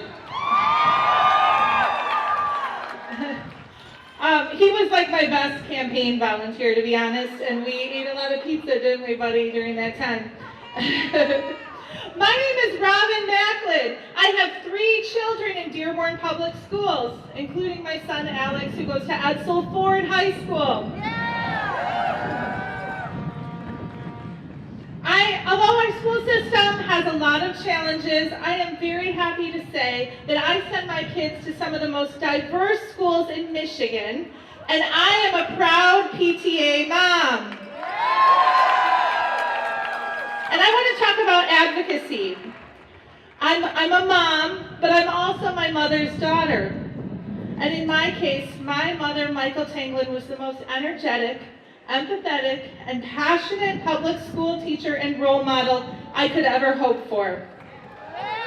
I grew up visiting her classroom at Stewart Elementary in Detroit, and I loved that it was always filled with the buzz of energy, excitement, and conversation. My mom always fought passionately for her students to have equal opportunities, and she brought our family along. I remember working in a community garden in a vacant lot across from the school. I painted faces at events, and I helped raise money for things that were important to the kids at the school. Not long after I started my first job, my mom called me. Detroit Public was selling school buildings to charter schools, and Stewart was in danger of closing. She had told her colleagues and parents that her daughter knew how to do business writing, and she would help. It was my first real moment of activism for school equity and helping write a proposal for parents to present at the school board meeting. I listened to the parents and compiled an airtight case on why our school needed to remain open for the neighborhood. And it worked. Because of my mom and understanding the difference in learning conditions, I have always felt deeply troubled by inequity wherever I see it. When I had my own children, public education became even more deeply personal to me. I wanted my children to go to the very best schools, don't we all? Yeah. I joined the PTA, and while I have always devoted time and energy to fundraising and common PTA activities, I have also taken my role as PTA mom very seriously as it relates to advocacy, equity, and safety in my children's schools. I know that teachers are stretched thin, and I seek to partner with them to enrich our kids' education and improve learning conditions. This past fall, I decided to run for school board, and I saw comments from some supporters of other candidates that I was just a PTA mom, which is true. I've handed out many an ice cream sandwich, I've organized 8th grade presentations, or 8th grade celebrations, and decorated gyms for Halloween dances. But I've also weighed garbage with kids in waste-free lunch studies. I've watched children release 100 butterflies from a garden I helped them create.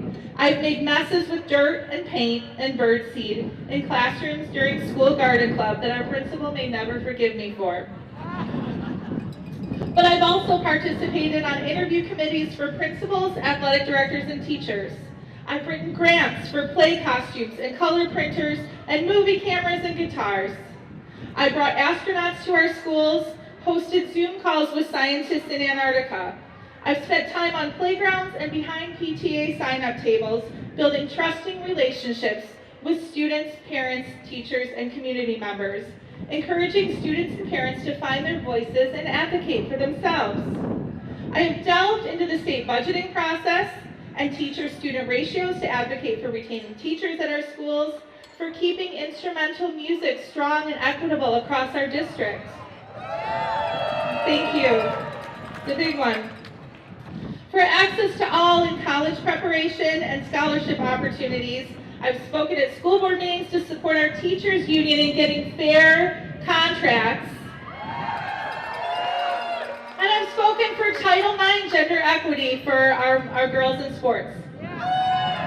Thank you. The PTA moms I know are some of the smartest, most empathetic, resourceful, and hardworking, and ethical people I have ever known. Just a PTA mom, what a badge of honor. Despite being outraced by my opponents by over $100,000, which is a lot in a school board race, I missed being elected by just about 300 votes. Thank you. My beautiful mom, Michael, also passed away unexpectedly 1 week before the election. The best and most original right fighter who taught me to use my voice, who made over 700 phone calls for my campaign. I'm not sure whether it was losing my mom, or the many conversations I had with people, or the current climate of seeing so much damage being done to our public education system after the last election. But something has broken open inside of me, and it has energized me even more to continue my activism, federally, locally, whatever it takes. Whether it is a parent fighting for their child's civil right to a funded, equitable education, or a middle school girl frustrated with the dress code enforcement, I will continue to listen and seek to understand the issues that parents, students, and teachers care about. I always want to understand, and no issue is too small. I want my children to go to the very best schools. We all do.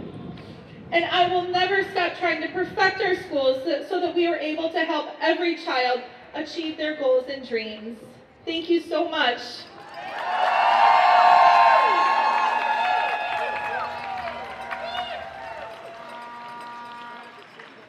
Thank you. Ladies and gentlemen, State Rep Carrie Reingans.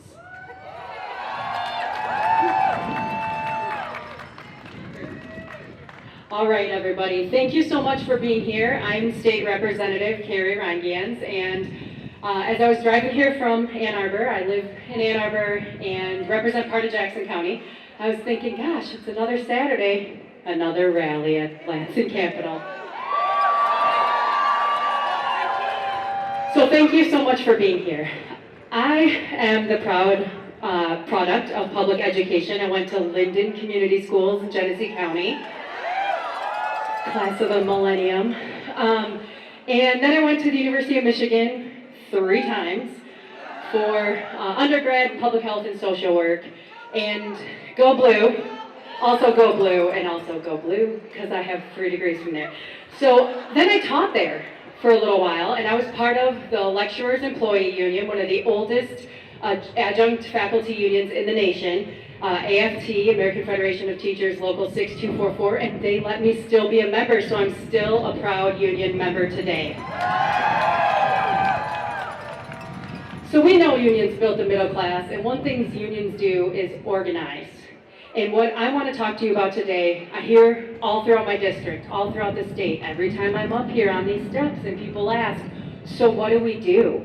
We are here to celebrate today, but people want to know what they can do to take action. Now, many of you are making phone calls, sending emails. You need to keep doing that.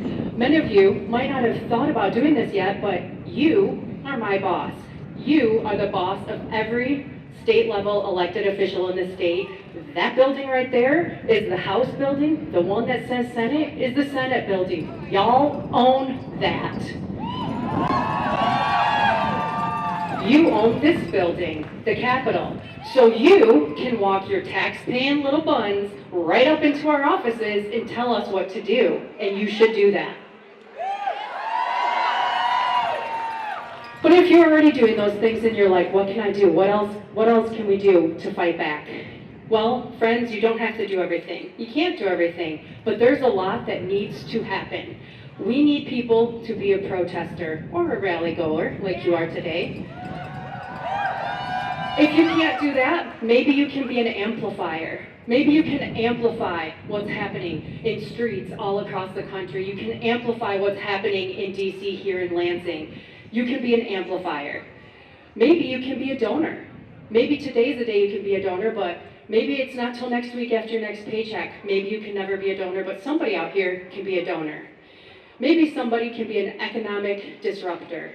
You can boycott, you can strike. These things are working. These things are already working. We're already hearing from Target, after they got rid of DEI, that they have lost foot traffic for weeks and weeks in a row because of your actions. They're listening. So is Tesla. They're listening. So you can be an economic disruptor through boycotts or for strikes, which unions are famous for. So if there's a call for a general strike and you can be a person who strikes, be an economic disruptor. So we need you to do any and all of these things. We also need storytellers. How are these things affecting you? Tell your friends, tell your family, tell people on social media, be a storyteller. So which of these 5 things do you think you can do? Maybe you are already doing being a protester today. Maybe tomorrow you do something else, but you don't have to do every single thing. But all of these things do need to happen. And it does take 5 fingers to make a fist so that we can fight back and protect our kids, protect our public education, and you can be a protester, a disruptor, you can be a storyteller. Figure out what you want to be and how you want to get involved. Thank you so much for being here today.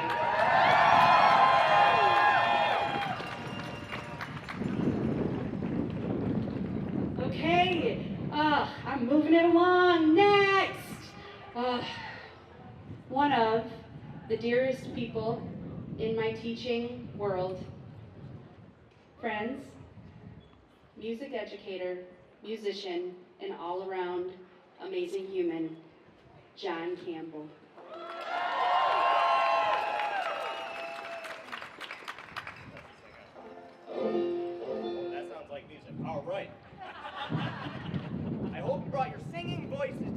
rally? Yeah, let's hear it. As soon as I arrived and saw these people for public education, I knew I had to do my best to get the masses joined together in song. In the shadows of Pete Seeger and the Freedom Singers, we will rise up singing. Teachers, paraprofessionals, administrative assistants, school nurses, our voices are our power. Our voices are our power. When I say our strength is our unity, I want you to say, we shall not be moved. Our strength is our unity. We shall not be moved. We rise by lifting others.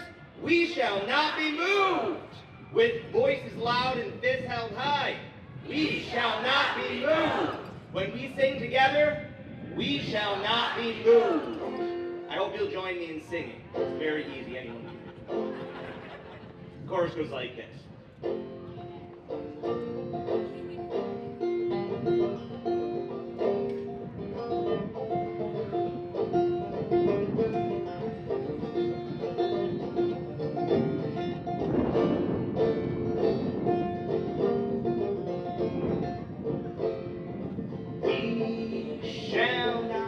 We shall not be moved.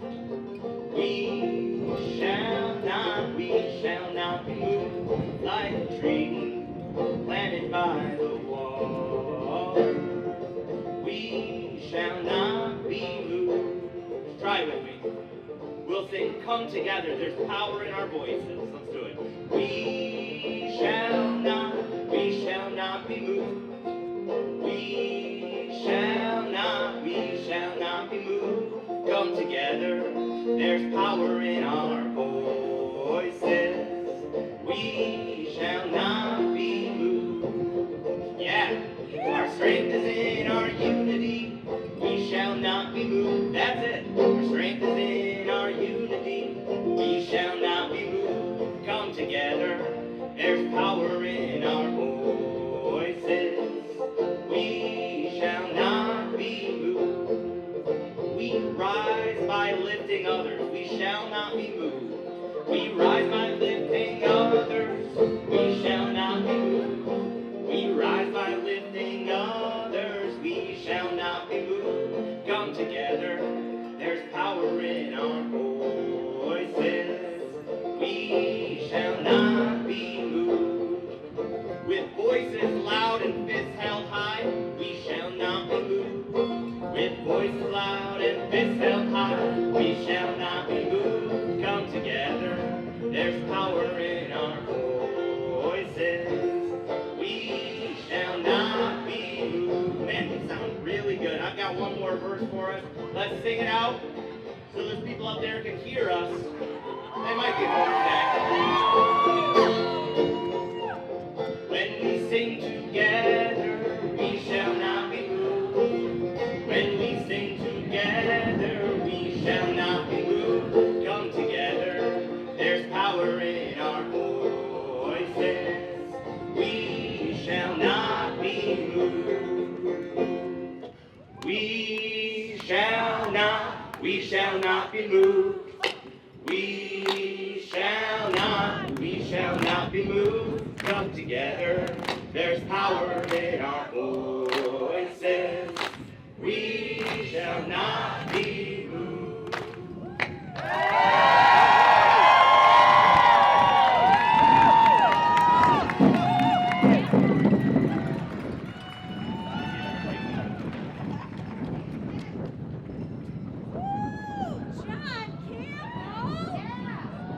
All right, we got this.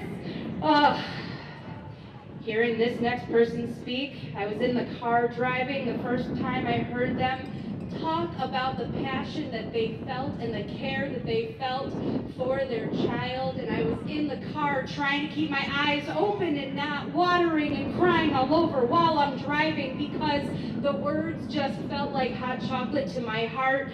Please welcome Shireen Nathan and their daughter, Tyrese Carey.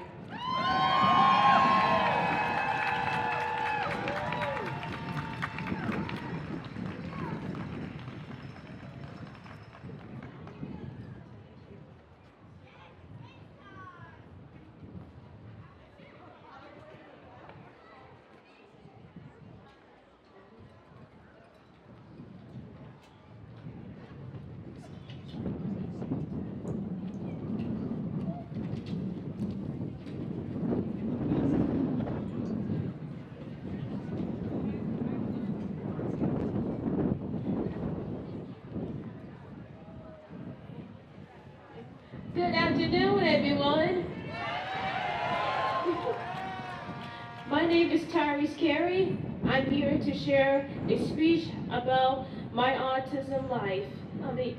My life living with autism.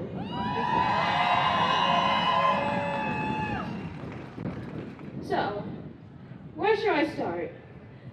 Let's begin with my birth. I was born in 2006, and I was not a small baby, but a big, healthy baby.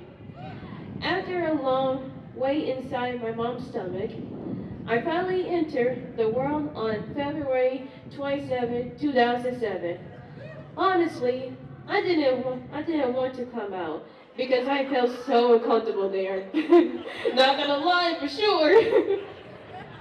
So, as time passed, I spent much time sitting on the living room floor, waiting for my mom to pick me up. When she finally did, I started to cry, and she seems confused, thinking she'd done something wrong.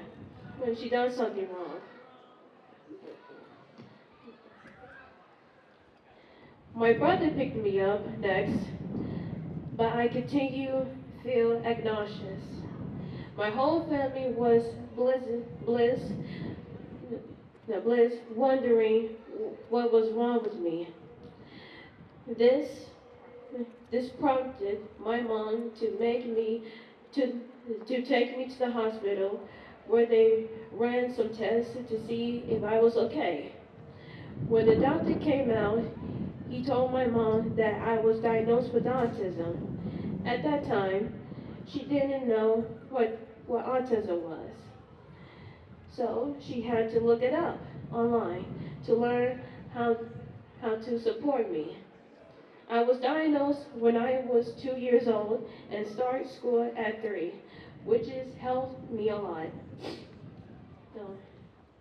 In preschool and kindergarten, I was shy and nervous little girl. I often worried that no one wanted to be my friend, or that I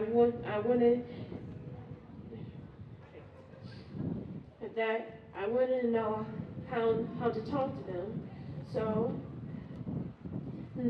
I tended to stay quiet. On my first day of school, when my mom said goodbye, I cried, told her, "Don't leave me, I need you." I don't know what to do. My emotions felt overwhelming. I felt sad, but she reassured me. That I didn't have to worry. My resources were there for me, and I would make many friends.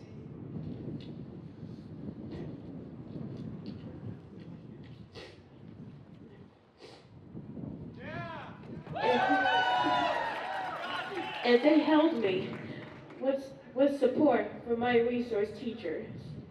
I started to feel more comfortable in my class with the teacher and few students. I began to feel open, like I wasn't alone. I expressed the joy of being a kid, having fun, making friends, and learning new things. I loved school and began to see myself as a smart girl. I felt brave and happy knowing my best friends and resources were there for me.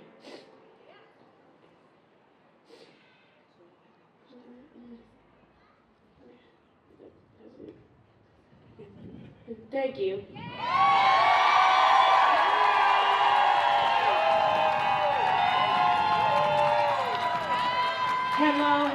Hello, good people. Hello. I just want to have a conversation with you. My daughter has said it all, right? And I can go on and on and on, but I think everything that I was going to say has already been said, right? We know we got to do the legwork, right? We know we got to email. We know we got to call. We know we gotta, as one of the senators said, walk our buns up these stairs and let them know who we are, right? Because we're not just a vote, we're not just a number. We have names, we have identities. But one thing I want to leave you with is that we all have a superpower.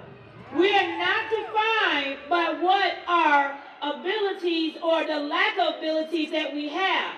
We all have superpowers. I live with dyslexia. That's my superpower. My scholar lives with autism. That is her superpower. So we embrace our superpowers, right? But without the funding, how can we embrace those? Right? So we have to fight for these superpowers. We have to embrace each and every one of them. And we have to let our government officials know that we are holding you accountable to make sure that we get the funding that we need to continue to embrace our scholars' superpowers. So make sure you go back and say, hey, I just found out that each and every one of us have superpowers and we're going to embrace them. Thank you so much.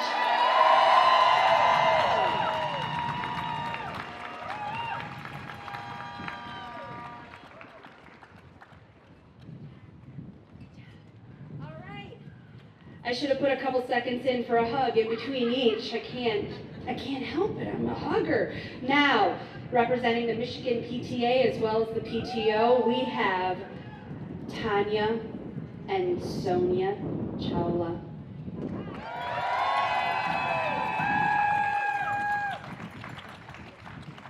Good afternoon, everyone. Thank you for staying out here in the cold. My name is Tanya Whitehead, and I am here today as president of the Michigan Parent-Teacher Association, the oldest child advocacy organization in the country, representing over 25,000 members here in Michigan.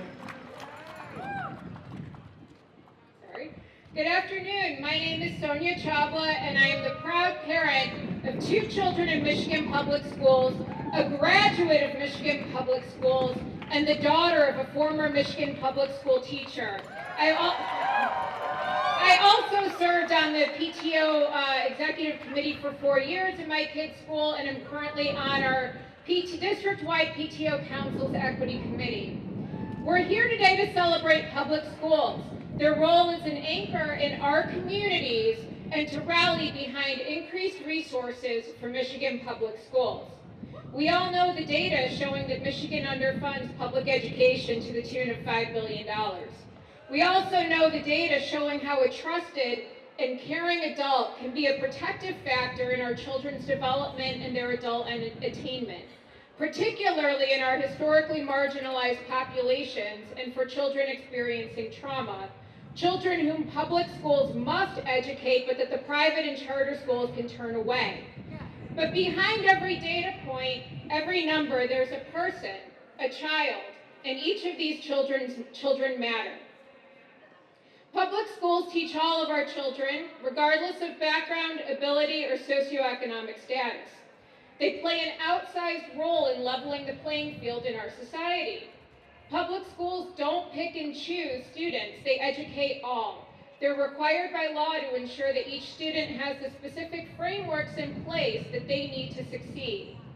In addition, many districts have equity plans that affirm their commitment to reduce and remove barriers for students. By guaranteeing education for all, and not just for the wealthy or the privileged, our public schools uplift children from historically marginalized populations, and through education and other opportunities like field trips and enrichment activities, give them the means to achieve their best, both in school and beyond. But our schools do more than educate children, they also feed our children. Last year, the USDA published a study about the Universal School Meals Program that was funded by the federal government during COVID. When federal funding stopped between the 2022-2023 school year, some states chose to extend the program using state funding, Michigan being one of those states.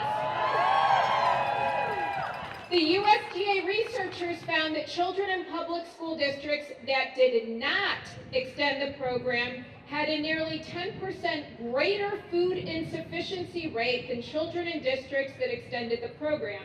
In Michigan, the food insecurity rate among children is around 14%, or 1 in 7 kids. Simply put, our public schools are critical in reducing childhood hunger, and children who go hungry show decreased concentration, decreased academic performance, increased behavioral issues, and are sick more often than children who do not have hunger issues. For some of our most vulnerable kids, much of their nutrition comes from public schools. So our public schools not only feed our children's minds, they also nourish our children's bodies. If public schools anchor our community, our public school teachers, TAs, paraprofessionals, and school staff crew the ship. They not only instruct our children, they're our children's caregivers, nurturers, supporters, cheerleaders, confidants. They're trusted adults, which is the phrase I always use with my own kids. They see to it that all children are set up for success and to be contributing members of society. Public schools are the true engines of the economy. We must eliminate the $5 billion funding gap in Michigan between current and appropriate school funding levels. We owe it to our children, to our communities, and to the future of Michigan.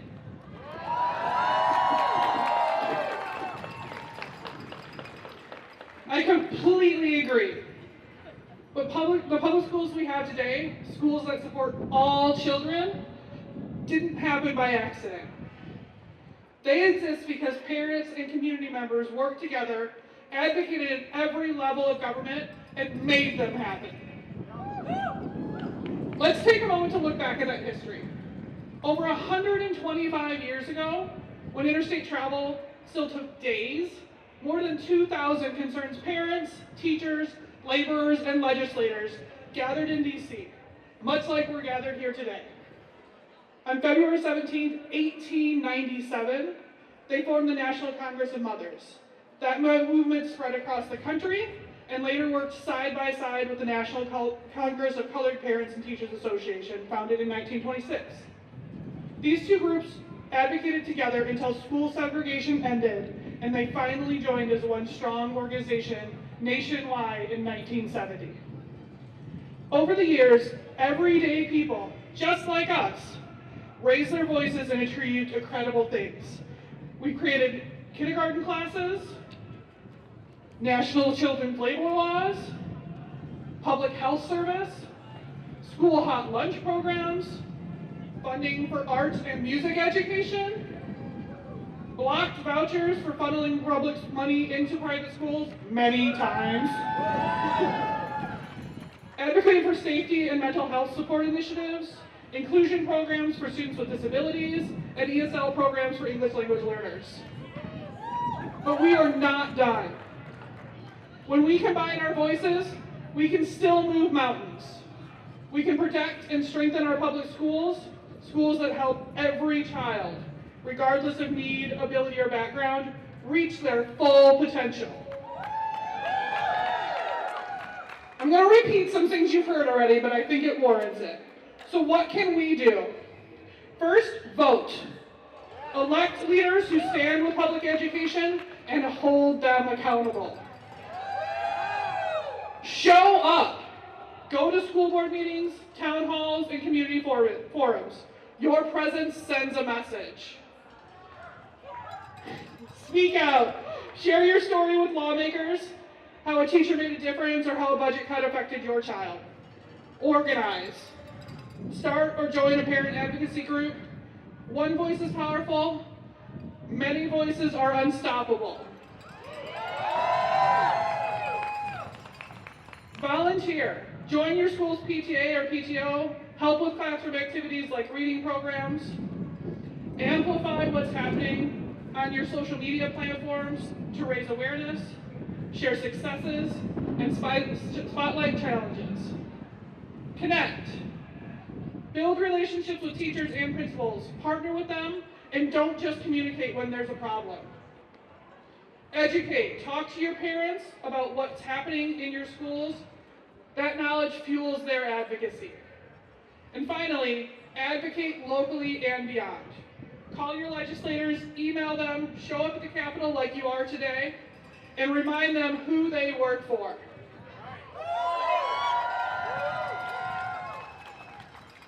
The PTA has postcards at our table that you can send to your federal legislatures or deliver to their offices here in Lansing to make your voice heard. Every voice matters. Together we can protect public education for this generation and the next. Let's keep fighting, let's keep showing up, and let's keep reminding every elected official that public schools are not a political issue, they are a promise to every child in America. Thank you.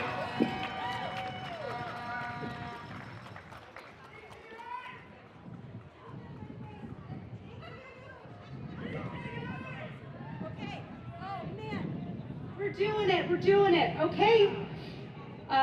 Listen, we've got 2 more speakers and then 1 performance that's gonna take your socks and shoot them right off your feet, so prepare yourselves. We have Mitch Sikon from Disability Rights Michigan, who is just gonna give us a little blurb about how we can support our special ed programs. Come on up.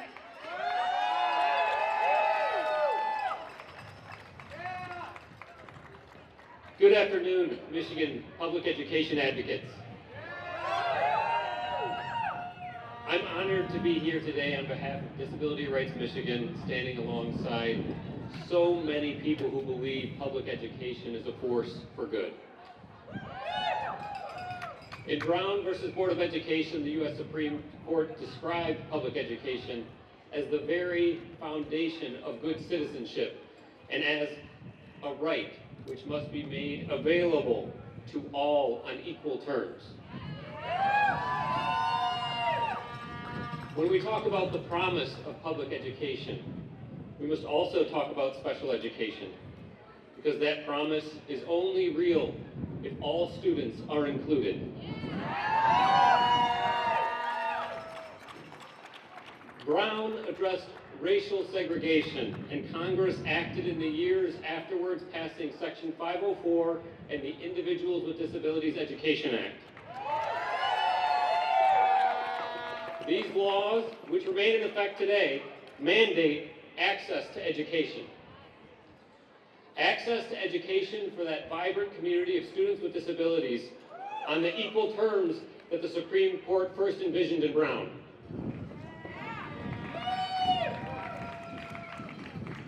Communication supports like sign language interpreters or assistive technology, mobility assistance, time with school social workers, specialized instruction for reading, individualized support for basic needs like eating. All these supports and services help students with disabilities to access education and to make their educational experience meaningful, equitable, and empowering. In Michigan, over 220,000 students receive these and other kinds of special education services. That's an average of more than 1 in 7 students. So a classroom of 28 students would have about 4 students with disabilities. These students, just like all students, are gifted artists, emerging leaders, brilliant problem solvers, future employees, neighbors, and friends.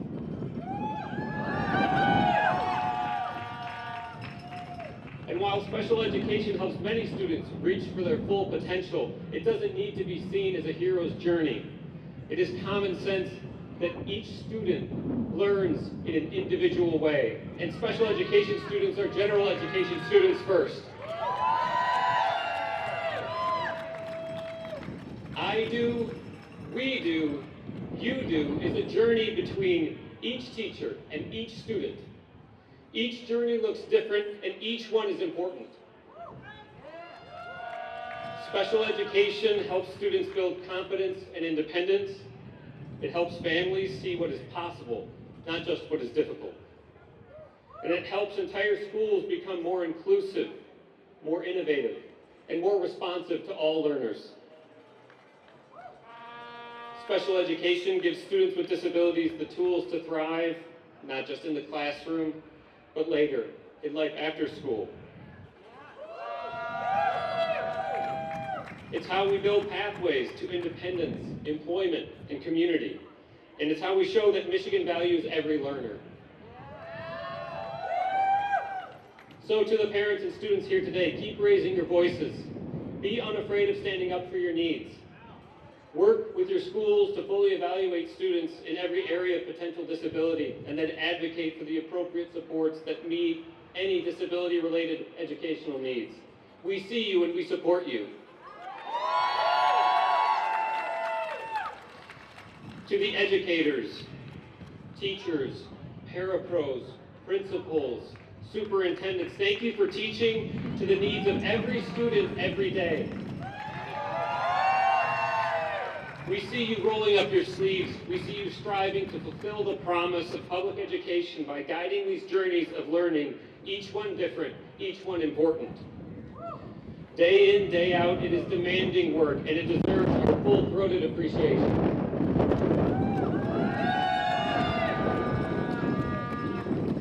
And to our legislators, public education is not just a line item. It's a commitment to the future of Michigan.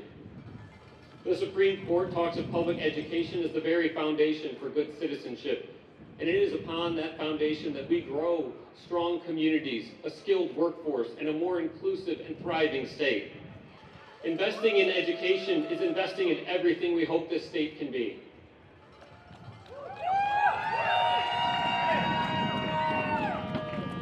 Together, parents, educators, legislators, students, together, we can make Michigan a place where every student gets the chance to access the journey of learning that allows them to grow and shine. Thank you.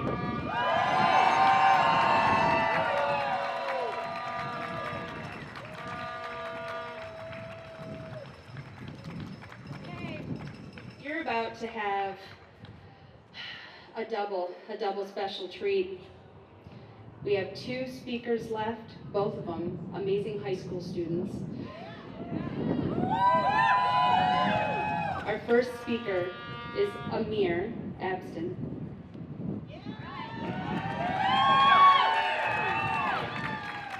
We've been out here for like 2.5 hours. For those who are left with us, how are you feeling? Well, I'm not the last act, but I'm close, so I'll try and keep it a little short for you guys. So I'm Amir, I'm 17, I'm a senior at Skyline, and in 3 weeks I will be a graduate of the Ann Arbor public school system. And I spent pretty much my entire life in the public school system, even more so if you think of like when my memory started. But you know, I look back on my last 12 years of education, and it's all been positive. And I've had amazing teachers, and I've had amazing schools. I'd like to give a shout out to Abbott Elementary School, Forsyth Middle School, A2 Steen, and Skyline High School. Yeah, no, I've had amazing teachers. I mean, in my second grade, my teacher in second grade brought a comic book expert into class for me because she knew I was interested in it, and had that as like my English lesson for the day. I had an 8th grade teacher that hand-delivered donuts to my door during quarantine to try and keep me motivated. And I still go back and visit my AP teachers in classes that even if I didn't like the material, because they made the experience just so great for me. I think that shows why our public education system is so special, and that's why it's so important that we're all here today. I was originally supposed to talk about who I am and the change that I've made in the world, and when I was kind of reflecting on it, because again, I'm not that old, so I haven't really made much of a change yet. And I'm not sure what I'm going to do. But when I think of what I have done, all of it stems from my public education. Because of my magnet teachers that reviewed my work outside of their hours, even like my personal projects that gave me feedback, I was able to work with nonprofits to fight for the stigma of mental health. Because of my web design teacher that taught me professionalism and communication outside of just web design, I was able to assist in an organization that raised over $10,000 for schools abroad. And so, I mean, all of my teachers have just gone above and beyond for me in ways that they didn't need to, that they weren't paid to do. And so, as we end off the day here, I want to leave you with a call to action. Just as my teachers have done so much for me outside, I think we need to be able to do the same for them. And it's not just on the national level of reaching out to representatives, but even just taking part in this